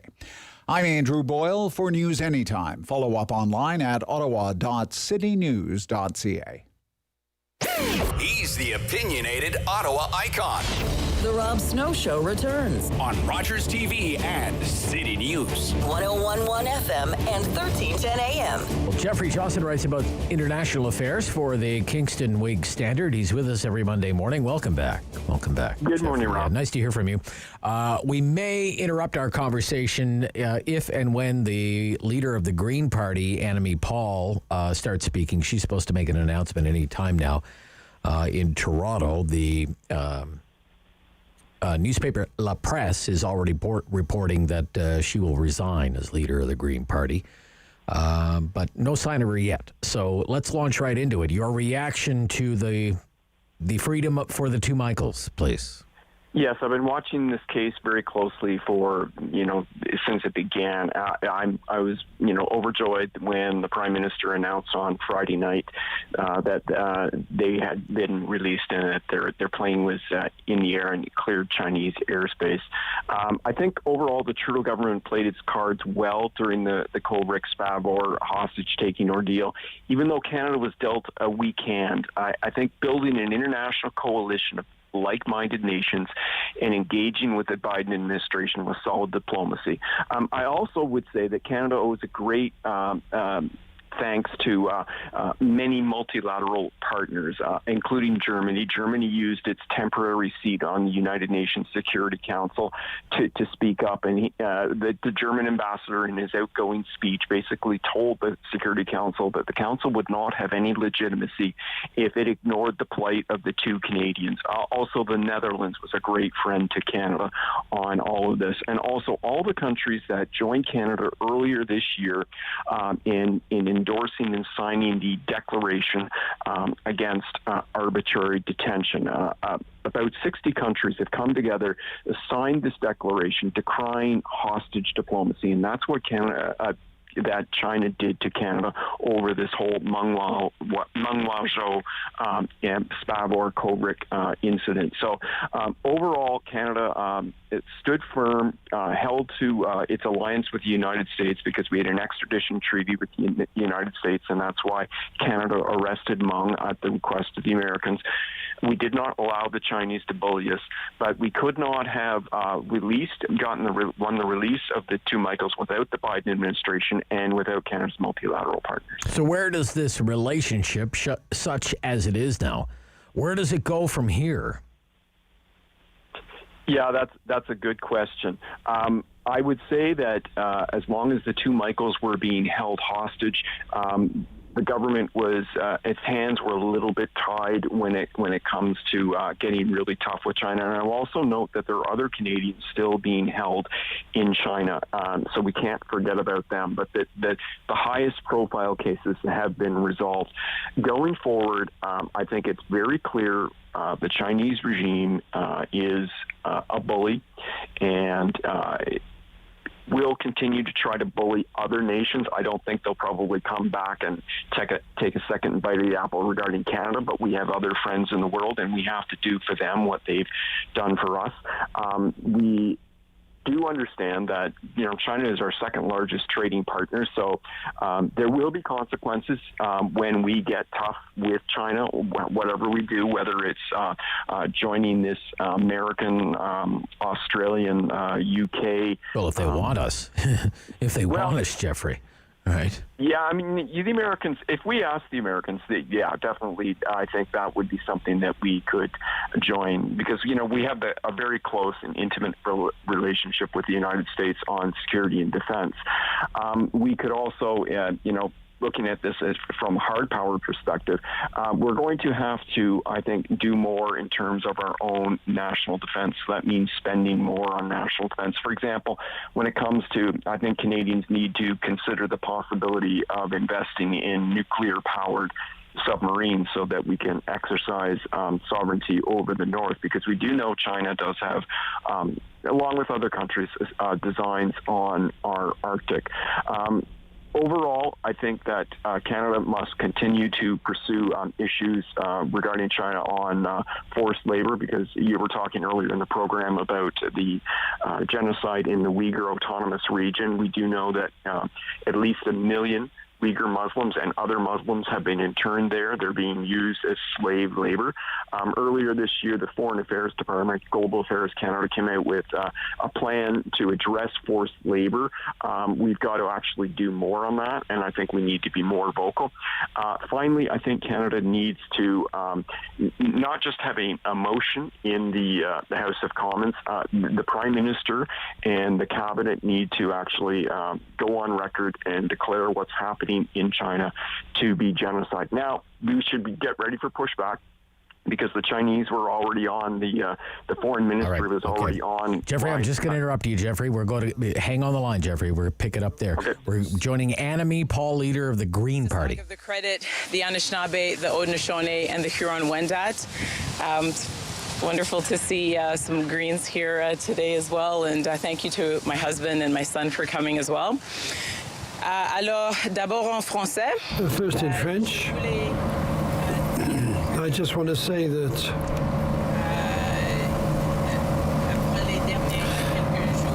over the last few days, particularly having gone through election day and the morning of the election, and Sunday morning also, I received information saying that a leadership review had been started.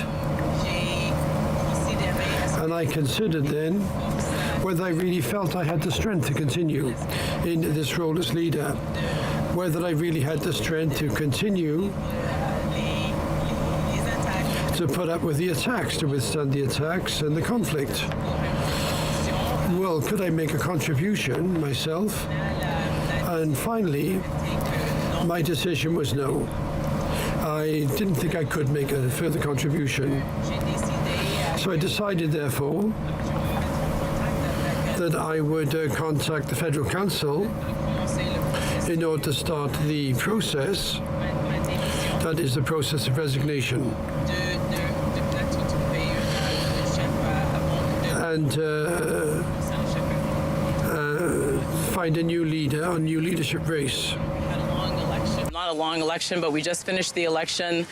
And the day of the election and the couple of days after the election, there were just a couple of things that happened that really caused me to think about what I wanted next. On the day of the election itself in the morning, the only email that I received from our council, from the president of our council, was an email calling for an emergency meeting to launch a leadership review. And then on Saturday night, only a few days after the election, there was an announcement sent to all of the members, including myself, that a leadership review had been launched. And when I received those two things, at the time that I received them, I just asked myself whether this is something that I wanted to continue, whether I was willing to continue to put up with the attacks I knew would be coming, whether to continue to have to fight and struggle just to fulfill my democratically elected role as leader of this party. And I just don't have the heart for it. The election was very difficult for those who have been following. They will know that, and it doesn't take a rocket scientist to know that when you head into an election without funding for your campaign, when you head into an election without the staff to staff your campaign, when you head into an election without a national campaign manager, when you head into an election being, again, under the threat of a court process from your party, it's going to be very hard to convince people to vote for your party. Okay. And so there are those who... That's good. Thank you. Annamie Paul, guest many times on the Rob Snow Show, is beginning the process to resign as leader of the Green Party, in my own opinion, treated very shabby by her own party. Done in by her own party, not by the voters, done in by her own party, not because of any kind of stance on climate change or the climate crisis, but rather because of the balanced, I would say, position that she took on the Israel-Palestine issue. Really quite something. Sad, if you ask me, but nevertheless. Geoffrey Johnston with us from the Kingston Whig-Standard. There's the first leader to go, Geoffrey. Yeah, I'll throw in my 2 cents. I thought she was a very impressive individual, and I thought it was disgraceful the way that the party, stuck the knives in, just before an election. It was pretty outrageous and quite remarkable. I would say the Greens are now irrelevant. Yeah, she performed very well on the debates. I can understand why she ran in Toronto Centre, because she lives in Toronto Centre. But she never had a chance to win in Toronto Centre. In fact, she finished fourth there. So That's it. Okay, that's it for that. Sad, and I guess we can only wonder: will this mark the return of Elizabeth May, and will Elizabeth May return? And that maybe all along this wasn't really the Green Party of Canada, but rather the Elizabeth May Party. I want to ask you, because we were talking about the two Michaels and the future of the Canada-China relationship. We were talking about AUKUS, and we talked about that last week, but I want to pick up on it again this week. And how you interpret Canada not being part of AUKUS. That, there is this line of thinking. I'm inclined to lean this way myself. Five Eyes is down to three now, Geoffrey. What do you think?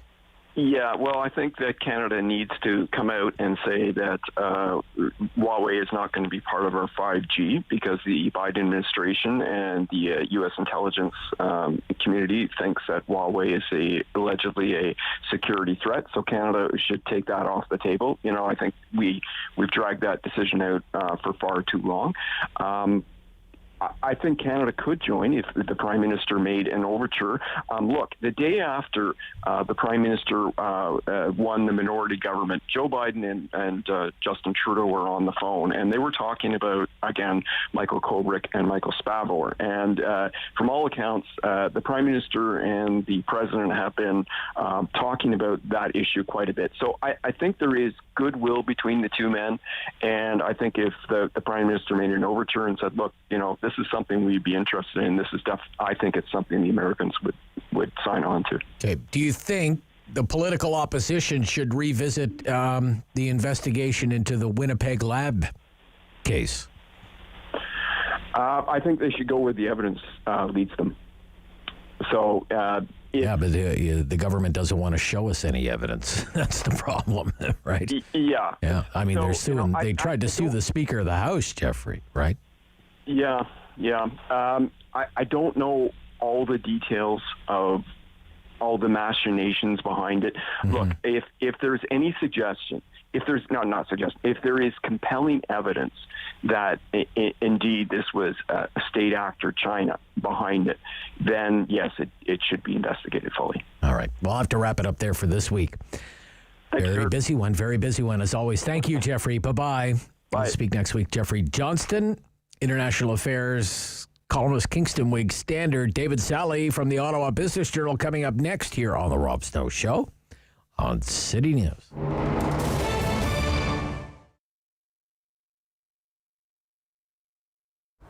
It's such a beautiful field because it's all natural. I'm able to talk to a lot of people who are going through different journeys of health where they really don't know where to start, where to begin. And I'm happy and grateful to have all this knowledge where I can actually help them and guide them. So, of course, medications have a great place in our system, but even so do natural therapies, which have been around for centuries and centuries. Like, old time, ancient times, everything, herbs grew, everything was done with nature, all healing was done with nature. So I'm totally in love with all the elements with nature. In our beautiful village of Manotick, the Manotick Natural Market, you can find tremendous different things. So we have herbs, we have vitamins, we have natural body care, we do infrared sauna therapy, nutrition counseling, acupuncture, Bowen therapy, energy healing. So we're like a wellness hub along with being a full health food store. We are 1 year into pandemic since it started last year in March. It was a shock. Usually I see things coming, and I definitely did not see that coming. Golden Root is a product that I created 4 years ago, actually for my kids, just for immune system, overall health. And it just took off with certain friends of mine who had cancer or some severe issues, and they started finding that it was really helping them from different tests they had done with their doctor. And I knew I had something really special. So then I went through the proper procedure of being able to sell it. So it's actually, I'm not allowed to make it anymore in my house 4 years ago, and it is made in a Health Canada approved lab, and then it comes to me. And what Golden Root is a formulation of turmeric, ginger, lavender, oregano, and black pepper, all food grade, which is the most bioavailable turmeric in the market right now for pain, inflammation, digestion, immune system, concussion, liver health, and brain health. So, and it tastes like salad dressing. We do a lot of in-house, so we make our in-house concoctions of teas. You can come here, tell us what your health issues are, and we can blend it right there. And there's some that are already prepared beforehand for sleeping, for anxiety, for different things. And in that bar, we basically make cold brew teas and cold brew nitrogen coffee. And again, it's all local. Everything we do is local, and as many herbs we can find locally as well. If a client can't come out, we'll go out of our way to deliver it. And you're getting that personal touch when you come in. If you have an issue, we will listen and help you. We're very, very active in the community, so we would like the same thing back for the community to come to.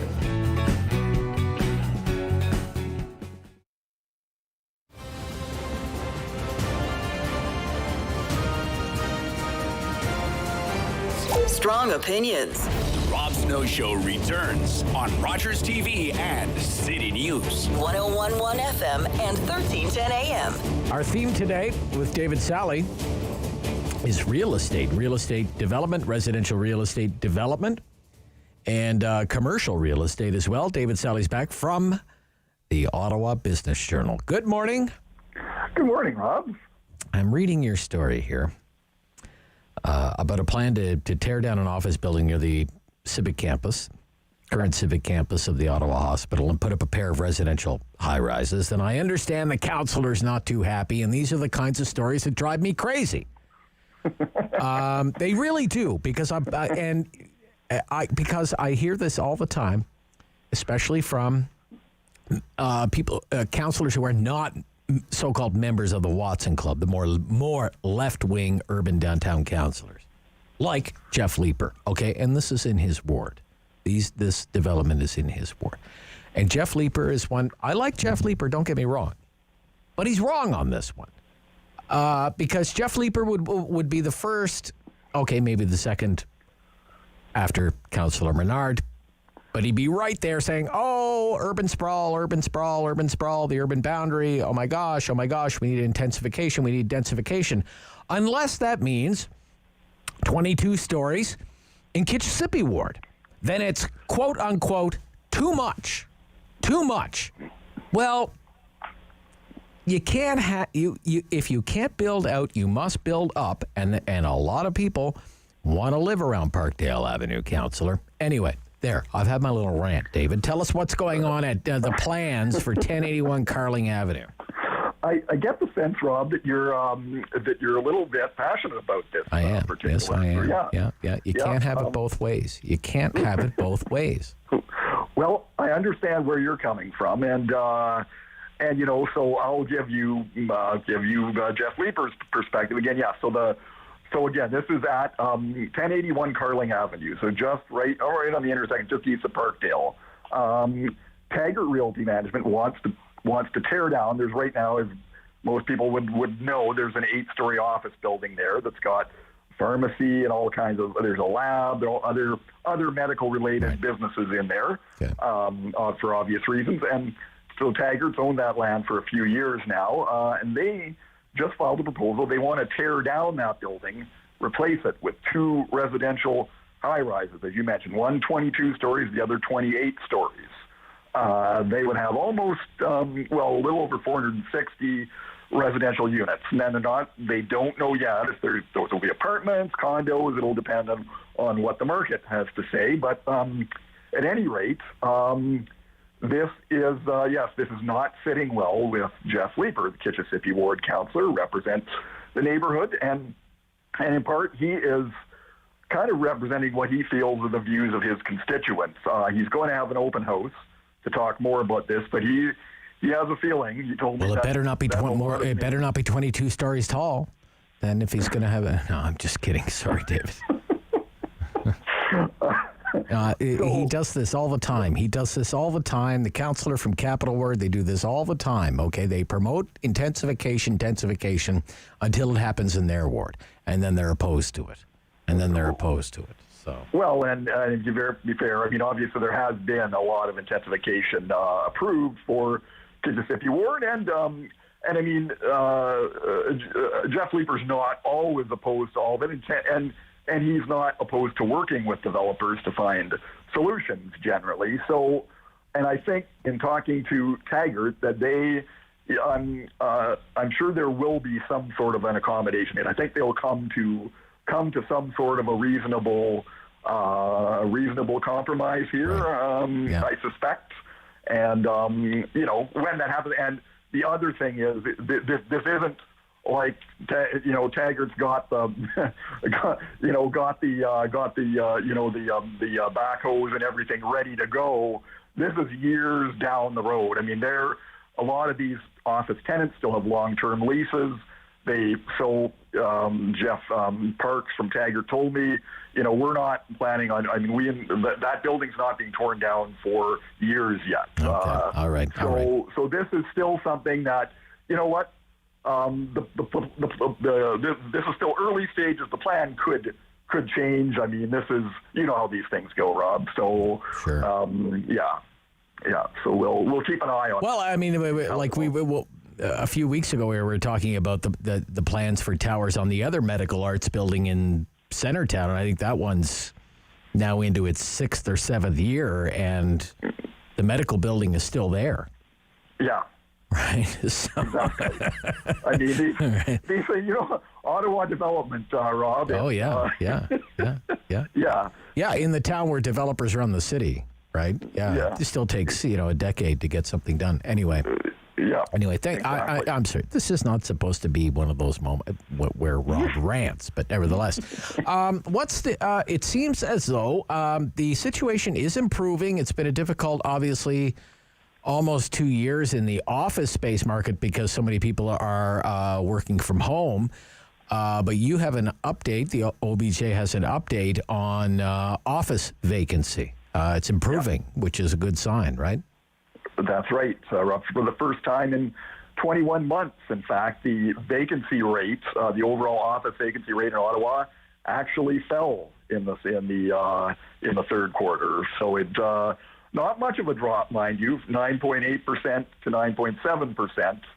So a drop of 1 basis point of 10 basis points is not typically something you would really jump up and down and holler from the mountaintop, but when you consider what the situation has been like for the past almost 2 years during the pandemic, anything is worth smiling about right now, right? So any sign of improvement, and so that's why brokers are at least sounding a little bit of a tone of optimism based on that, and in particular the Class A market downtown.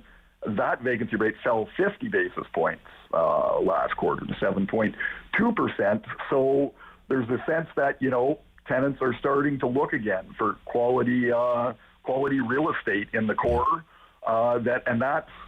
That's leading real estate industry insiders to think that maybe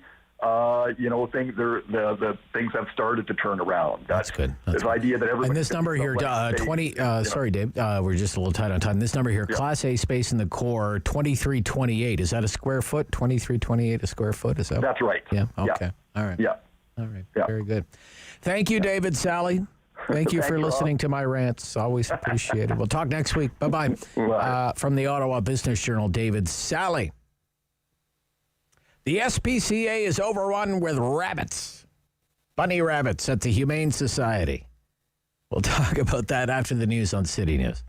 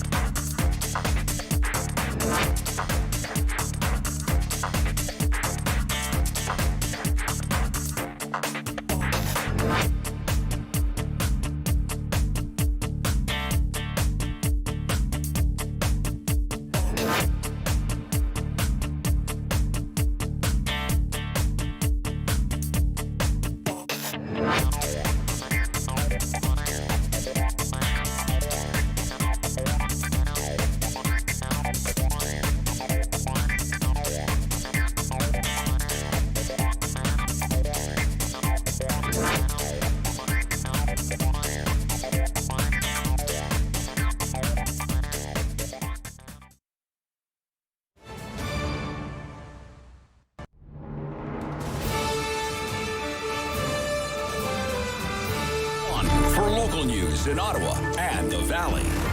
This is City News, now on 101.1 FM and 1310 AM. This is Monday, the 27th of September. Good morning, I'm Jason White. Right now in Ottawa, light rain showers, 13 degrees, 14 in Smiths Falls. Here's what's making news this hour. Breaking news from the Federal Green Party, and leader Annamie Paul has announced her resignation.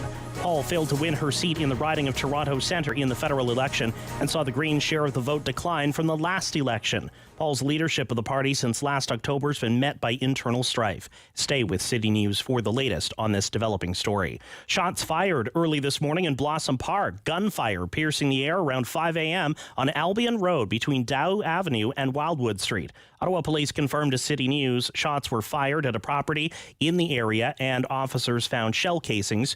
No injuries reported. Police think an abandoned vehicle found on the 417 near Parkdale is linked to the gunfire. 613 more cases of COVID-19 in Ontario today, but no new deaths linked to the virus. The province says Ottawa has 41 of the new cases, 35 in the Eastern Ontario Health Unit, and provincial authorities report no new cases today in Leeds, Grenville, Lanark, nor Renfrew counties. Updated local numbers will come this afternoon. The Brewer Park COVID-19 Assessment Centre is now offering do-it-yourself COVID-19 test kits for children. Instead of booking a time to test their kids, parents can choose a date and time to pick up the cheek swab kit and administer it themselves at home or at the centre. You can book your take-home test kit online. City News Time, 11:33. I'm Jason White. For news anytime, follow up online at ottawa.citynews.ca. The world is changing.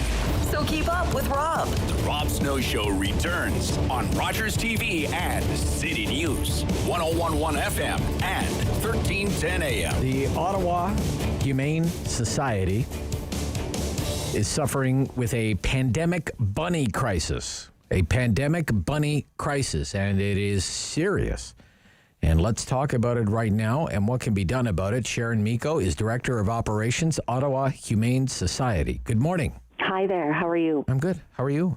Pretty good, thanks. Working with a lot of rabbits right now. Yeah, a lot of rabbits. What happened? Well, we're not really sure. We would normally have, a couple of rabbits available for adoption and maybe a few more in our care that aren't quite ready. But right now, between the ones we have and folks who are waiting to admit rabbits, we're talking about over 50 rabbits right now. 50? Yeah. As opposed to having a couple or just a few. Couple, yeah. Around. Normally we just have a few in here, a couple of rabbits, and right now we're well over 50. We've got other people who've called us telling us they've found a stray rabbit and, wondering if anybody's reported it lost. So that's a lot of rabbits. Okay. What do you think is going on? Well, there are a few different things. I mean, we say it's maybe a pandemic issue, although we have seen numbers of rabbits creep up over the past decade. It's just particularly bad right now. So, a lot of these rabbits were stray, and, that would be people who might have let their pet rabbit out, and it seemed to be enjoying the grass, maybe, and then they just stopped letting it back in, maybe. Maybe it just hopped away. We're not too sure. But we're also seeing a lot of rabbits being given up by their owners. Sometimes we've taken in large litters because they were bred at home, and we're wondering if it's, that people are having a harder time right now rehoming rabbits, whereas at the onset of the pandemic, it seemed like everybody needed a pet. Sometimes people are moving and they just either can't or don't want to take the pet with them, and moving is often just sort of the time that we say goodbye to a pet. And maybe some people just got into the business of breeding rabbits. Yeah, right? They're seeing, hey, everybody wants a pet. Maybe this might be an easy way to make some money. Let's get into the rabbit breeding business. Sure, like and that. If you look online, easily you could find hundreds of rabbits available for adoption. Ranging up to many hundreds of dollars for a rabbit. If you look at their Facebook sites and Kijiji, there are just tons of rabbits available for adoption. So that becomes a bit of a problem, because as public sort of pulling back on maybe it's not the right time for a pet, all of a sudden there are all these rabbits. So that's pretty tricky. What are the challenges of having a rabbit as a pet? I don't know. I've never had I've had cats. I've had dogs, but I've never had rabbits. Are they a high maintenance animal, or? Well, they might be a little higher maintenance than some people think, but they're also a lot more social and fun than a lot of people would think. They can be great little pets. A huge myth. A lot of people get a rabbit because they think, oh, it's a great starter pet to give a kid, not really thinking about the fact that they live on average 7 to 10 years. It's a huge myth that they don't need a lot of space, because you do need enough space for not just a proper size cage, but for room for a bunny to get out and to exercise. Right. Okay. They need exercise just like dogs or cats need exercise, whatever, right? Although, for somebody who doesn't want to walk a dog, this is a pretty good option. So, they're also super social, and like any other pet, the more time you spend with them, the better bond you create. If you leave a rabbit in a cage and you don't spend a lot of time with it, it becomes that catch-22 where the rabbit becomes less social, and then you want to spend less time with it. But, a lot of people with rabbits say they are just the best pet. I mean, you can litter train them.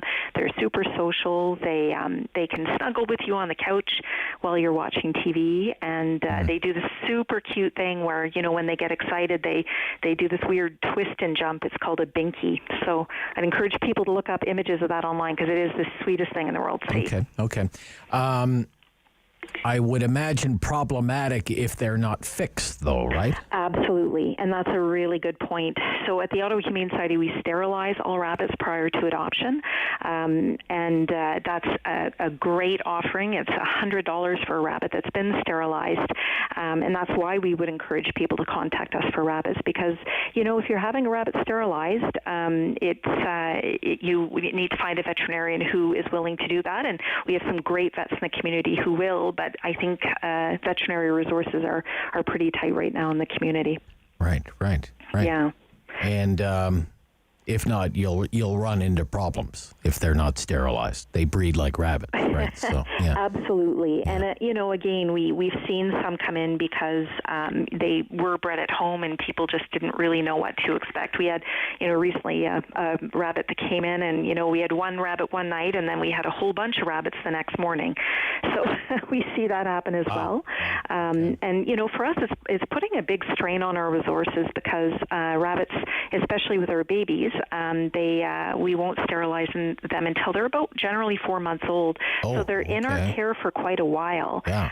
So on top of people thinking, wow, this is a good time to adopt a rabbit, we're also making an appeal to the public to consider fostering rabbits, because that's would be a big help to us. Okay. And certainly through How do you become a foster parent at Humane Society? We've got an application on our website. It's a fairly straightforward process, and we provide all of the supplies that you need, as well as instructions on how to care for any animal. And it's a great opportunity. If it's the right fit for you, then it's a super program. It really helps us out, and it's especially for people who might be thinking, I can't commit full-time to a pet or long-term to a pet. This is, a great experience. A lot of our foster volunteers are, folks who might not want a pet on a permanent basis, but this allows them to, love and care for a pet for shorter periods of time when it works for them. Okay. When it comes to just the operations of the Ottawa Humane Society, just off of Hunt Club there, your beautiful facility off of Hunt Club there, Are you pretty much back to normal? What's it like there right now? If people are listening right now and they're thinking, well, I'll go check out some rabbits. Sure, give us a sense of what it's like there right now. Yeah, well, like so many organizations, the public health crisis presented a lot of challenges for us. We've really had to adapt on the fly, and a lot of our programs have not yet been reintroduced, but we did reopen our adoption program for the public who want to come in and visit. Our hours are on our website. This is after about a year and a half of simply doing adoptions by appointment. Okay. So we're very happy to welcome people back so they can come in and there are just a lot of challenges getting that one back up in terms of the constraints that the public health issue is creating for that program. Okay. Thank you so much for your time. Great. Well, best of luck with it.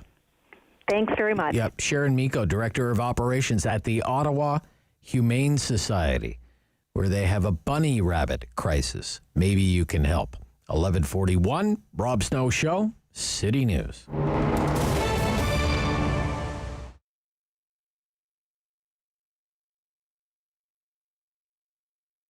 Part of the reason I got back into this is because I am creative, and I also wanted to kind of have a fun flair, 50s vibe. All of the boxes are kind of fun names, the colors are fun, the logo is fun, and it's not just the package that I want to bring joy to people's lives, it's also the feeling that they get when they receive it, to know that there's someone that thinks of them and they're missing them and showing that they care when they can't be there.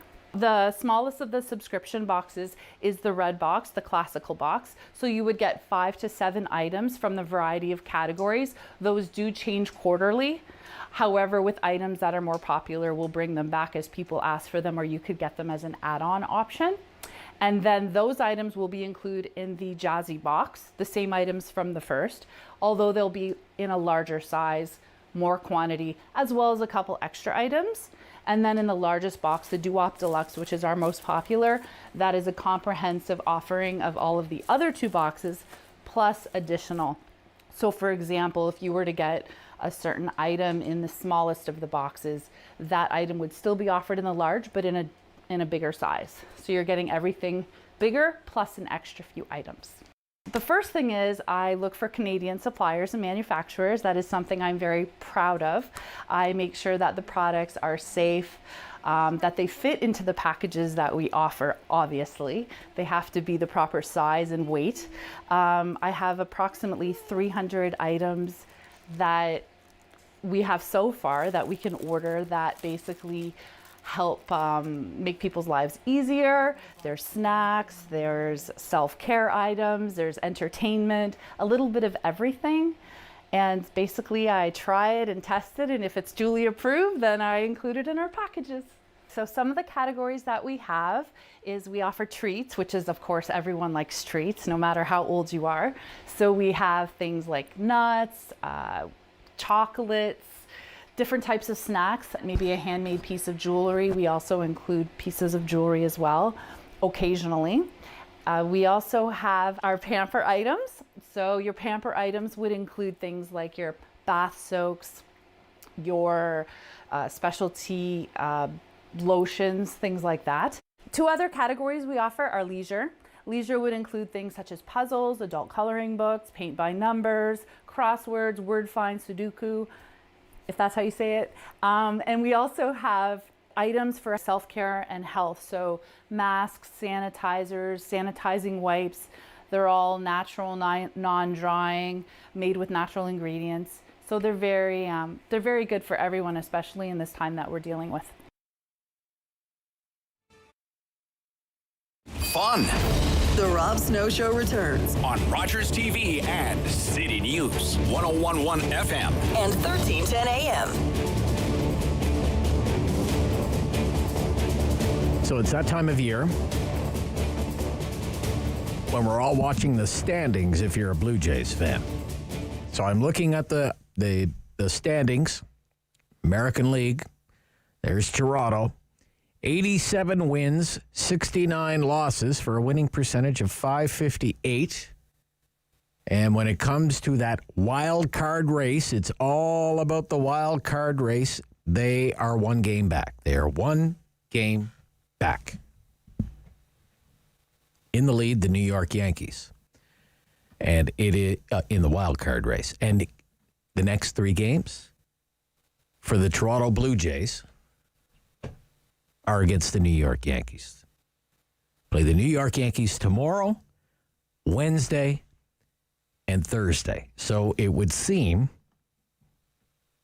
that the Blue Jays' hopes for a berth in the postseason come down to what they do over these next 3 days. Arden Zwelling, Major League Baseball writer covering the Blue Jays for Sportsnet.ca, Sportsnet magazine, co-host of Sportsnet's At the Letters Blue Jays podcast. Good morning. Hey, good morning, Rob. How are you? I'm good. How are you? I'm good. I'm busy. I bet you're busy. I bet you're busy, and I really appreciate you taking a few minutes for us this morning. It's really great to have you on City News with us this morning. It's good to be covering games that matter. Yeah. It really is. Yeah. Just how big is this week for the Blue Jays? It's everything. It's the entire season. And really these next 3 games against the New York Yankees, because if the Blue Jays, if they lose even 2 of them, they will put themselves, right up against the wall, as close to it as you can. If they lose all 3, then it's over. And if they lose 2, it's going to be very difficult. So really it is contingent on the Blue Jays to win at least 2 of these 3 games against the Yankees, and then make something of it going into the final weekend of the season. Okay. So suffice to say then, and feel free to disagree with me, they hold their destiny in their hands, as sometimes is the cliche in sports. That's the classic one, and I bet you're going to hear that a lot this week. And it is certainly good to be able to control it yourself, because, look, if the Blue Jays swept the Yankees this week, well, they would knock the Yankees out of wild card position and push themselves into it. So in that way, you do quote-unquote control your destiny, and it is nice to not have to rely on other clubs to beat the Boston Red Sox, or other clubs to beat the Yankees. The Red Sox have this, easy as pie schedule going through Baltimore and Washington to finish their season. Baltimore is a team that, is lost over 100 times this season, and Washington has lost over 90 times. So it's lined up nicely for the Red Sox. But look, it's Major League Baseball as well, right? Like, if Baltimore losing 100 times, they still won 50 times. That's a group of professional hitters and professional pitchers who are perfectly capable of winning on any given night. So nothing is for certain, but it does help that the Blue Jays can take some games off the Yankees here. Yeah, any given Sunday. Just to use a few more cliches. How have the Blue Jays stacked up against the Yankees throughout the course of this season? So the Blue Jays have actually won the season series with the Yankees. They've already secured that. They are, I'm just very quickly looking it up here, 10-6 against the Yankees this year. Okay. They've scored 69 runs, and the Blue Jays have allowed 50 against the Yankees. So that's a plus 19 run differential. That's good. That means the Blue Jays have been better than the Yankees in those 16 games that they've played so far. But there's all kinds of noisiness in that sample, right? Some of those games were played in minor league ballparks in Buffalo and Dunedin. The Blue Jays went into the Bronx at Yankee Stadium, earlier this month, when the Blue Jays were literally the hottest team in baseball. They were playing as well as anyone, and the Yankees were the coldest team in baseball on a really long losing streak. The Blue Jays went in there and swept all 4 games of that series, and the games are borderline uncompetitive. Blue Jays didn't trail in that series. So it often does just come down to how you are playing at the time, what kind of health you have at the time, whether your starting pitching is showing up for you, whether your hitters are in a groove at the plate and seeing the ball well and performing well and seeing good outcomes. So it can mean something to look back at how the season series has played out to this point, but ultimately it will come down to how these 2 teams are playing this week. Yep.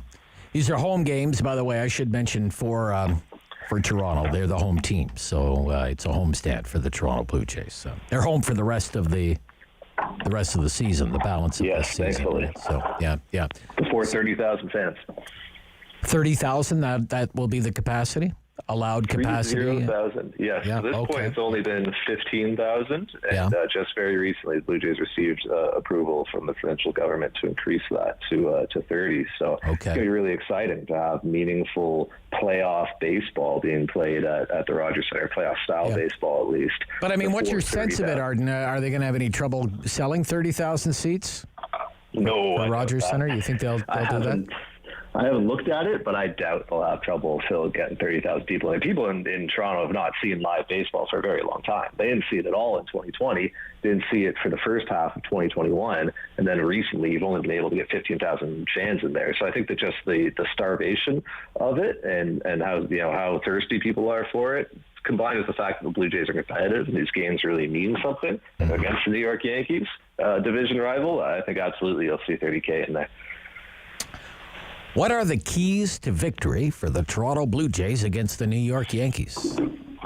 Well, starting pitching would help. That always makes it a bit easier. The Blue Jays are going to have Hyun-Jin Ryu in the opener, followed by Jose Barrios and Robbie Ray in the final game on Thursday. So, those are, three pretty good pitchers. Hyun-Jin Ryu has been inconsistent of late, but he's coming off of a little break on the injured list here just to kind of let some bumps and bruises subside. So the Blue Jays are hoping that's going to allow him to come out and be his best. And then Jose Barrios and Robbie Ray are both Cy Young candidates in the American League. So that's as good as you can ask for, really. And then beyond that, obviously, hitting, because this is a club, the Blue Jays, they're built with a lot of offensive firepower, and they're built to score runs, and they're built to outscore their opponents. So I think that, if the Blue Jays get a big series from Vladimir Guerrero Jr. and Bo Bichette, if George Springer continues to heat up the way he has in the last few games, and if Teoscar Hernandez can just be the steady presence that he has been offensively all season, I think they can put themselves in a good position. Yeah, it's all about what Blue Jays team is going to show up, right? Sure. Yeah. I mean, it's just about playing well, man. And there's going to be no shortage of motivation. These games matter. Oh, yeah. These games mean everything. And the Blue Jays have some real veteran guys in their lineup, and George Springer and Marcus Semien, two guys who have been down this path before. George Springer with Houston Astros and Marcus Semien with the Oakland Athletics. Those guys have been in intense, high leverage, the outcome means everything games for quite some time. Those guys have dealt with the pressure before. So while, Vladimir Guerrero Jr. and Bo Bichette are both in their early 20s, and it is still somewhat new to them to be on this stage, Blue Jays have plenty of that, veteran experience to lean on when it comes to rising to this occasion. Right. Yeah, Springer was, he was red hot, and then all of a sudden he was ice cold, and now I think he's hit home runs in back-to-back games. So I hope he's trending in the right direction. He absolutely is. Right. And that's sort of the way his career has gone. He's been a very streaky player over the course of his career. So it's not surprising to see him go into a bit of a funk like he did earlier this month. And also he's playing through a substantial knee injury, so that never hurts. That never helps. It definitely hurts. Never helps. But typically when he comes out of those cold funks, he does in a very big way. And he has a type of game-changing ability to carry a lineup. So the Blue Jays are going to hope that that's what they're seeing right now. All right. So as you say, the Red Sox are right there too. Jays fans have to be scoreboard watching, I guess, right? In addition to watching the Blue Jays and Yankees games, have to be keeping an eye on the Red Sox and the Orioles, right? So absolutely, you got to take a look at the Red Sox are going to be in Baltimore, and then on the final weekend of the season, when the Blue Jays are going to play Baltimore, the Red Sox will be in Washington, and then New York will be hosting the Tampa Bay Rays. So there'll be a lot of scoreboard watching going on then too. But this is it, man. As a baseball fan, this is what you do it for. This is the best time of the season. This is as fun and intense and interesting as it gets. So it's a great time to really live in the moment and just soak it up and enjoy it. Okay. Thank you so much for the time this morning. Hey, no worries. Yeah, Arden. Yeah, Arden's Zwelling, Major League Baseball writer. He covers the Blue Jays for Sportsnet.ca and Sportsnet Magazine. He is co-host of Sportsnet's At the Letters Blue Jays podcast. Are you following the pennant race, David? Are you following the Major League Baseball? Well, I am now. You are now. I didn't know it was such a big deal. Yeah, no, you're kind of like me. You're kind of I've always been this way with the Toronto Blue Jays because the only reason I even I'll be honest with you, became a Toronto Blue Jays fan is because the Montreal Expos left Montreal. There's probably a lot of that out there. They folded. And now there's this news that there might be this sharing arrangement, this weird, sharing arrangement between, I think it's Tampa and Montreal, and they'll play half the games in Florida and half the games in Montreal. And Major League Baseball could come back to Montreal. How is that going to work? You're going to have the Montreal, Florida Expos? What is the name of the whatever team? it is, the Expos are half coming back to Montreal, and the UP can work half the year. So, well, that's good for UP. That'll be exciting. It'll be good for UP. I'm definitely a fair weather baseball fan. Generally speaking, I am a fair weather, not just Blue Jays fan, but generally a baseball fan. But I'm excited to see what happens with the Yankees. And if they could win all 3 games against the Yankees, I mean, they're in pretty good shape. It's a great storyline for Canadian sports fans. It's too bad the Ryder Cup was such a disappointment, though. Well, I missed most of the Ryder Cup. I was camping over the weekend. But cool weekend for camping, but it wasn't even close. You didn't miss much. Blowout, absolutely. Yeah, total blowout. I mean, the Americans they just ran all over the Europeans. The Europeans were just totally outmatched. They just didn't have the weapons that the Americans had. There was one drive, DeChambeau. I couldn't cheer for the Americans because I can't cheer for any team that has Bryson DeChambeau on it because I think the guy's a jerk. It's fair. 416 yards. 416 yards. Yeah, and then Brooks Koepka drove one of the par 4s yesterday with a 3-wood. What a time. Completely normal. What a time to be a professional golfer. My goodness. All right. That's it. Back tomorrow after the 9 o'clock news. Sam LaPrade standing by. She'll be in right after the noon news here on City News. The Rob Snow Show. Weekdays at 9 on Rogers TV and City News. 101.1 FM and 1310 AM. Number 1 for local news in Ottawa and the Valley.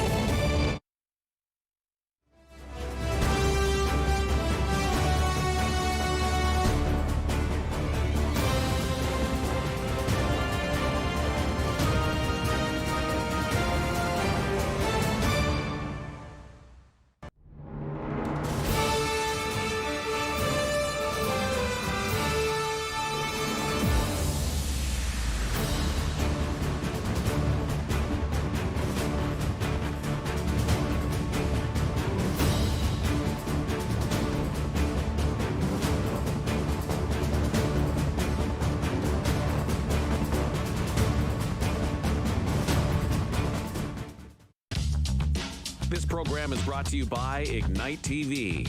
Now you're in command. Visit Rogers.com for more details.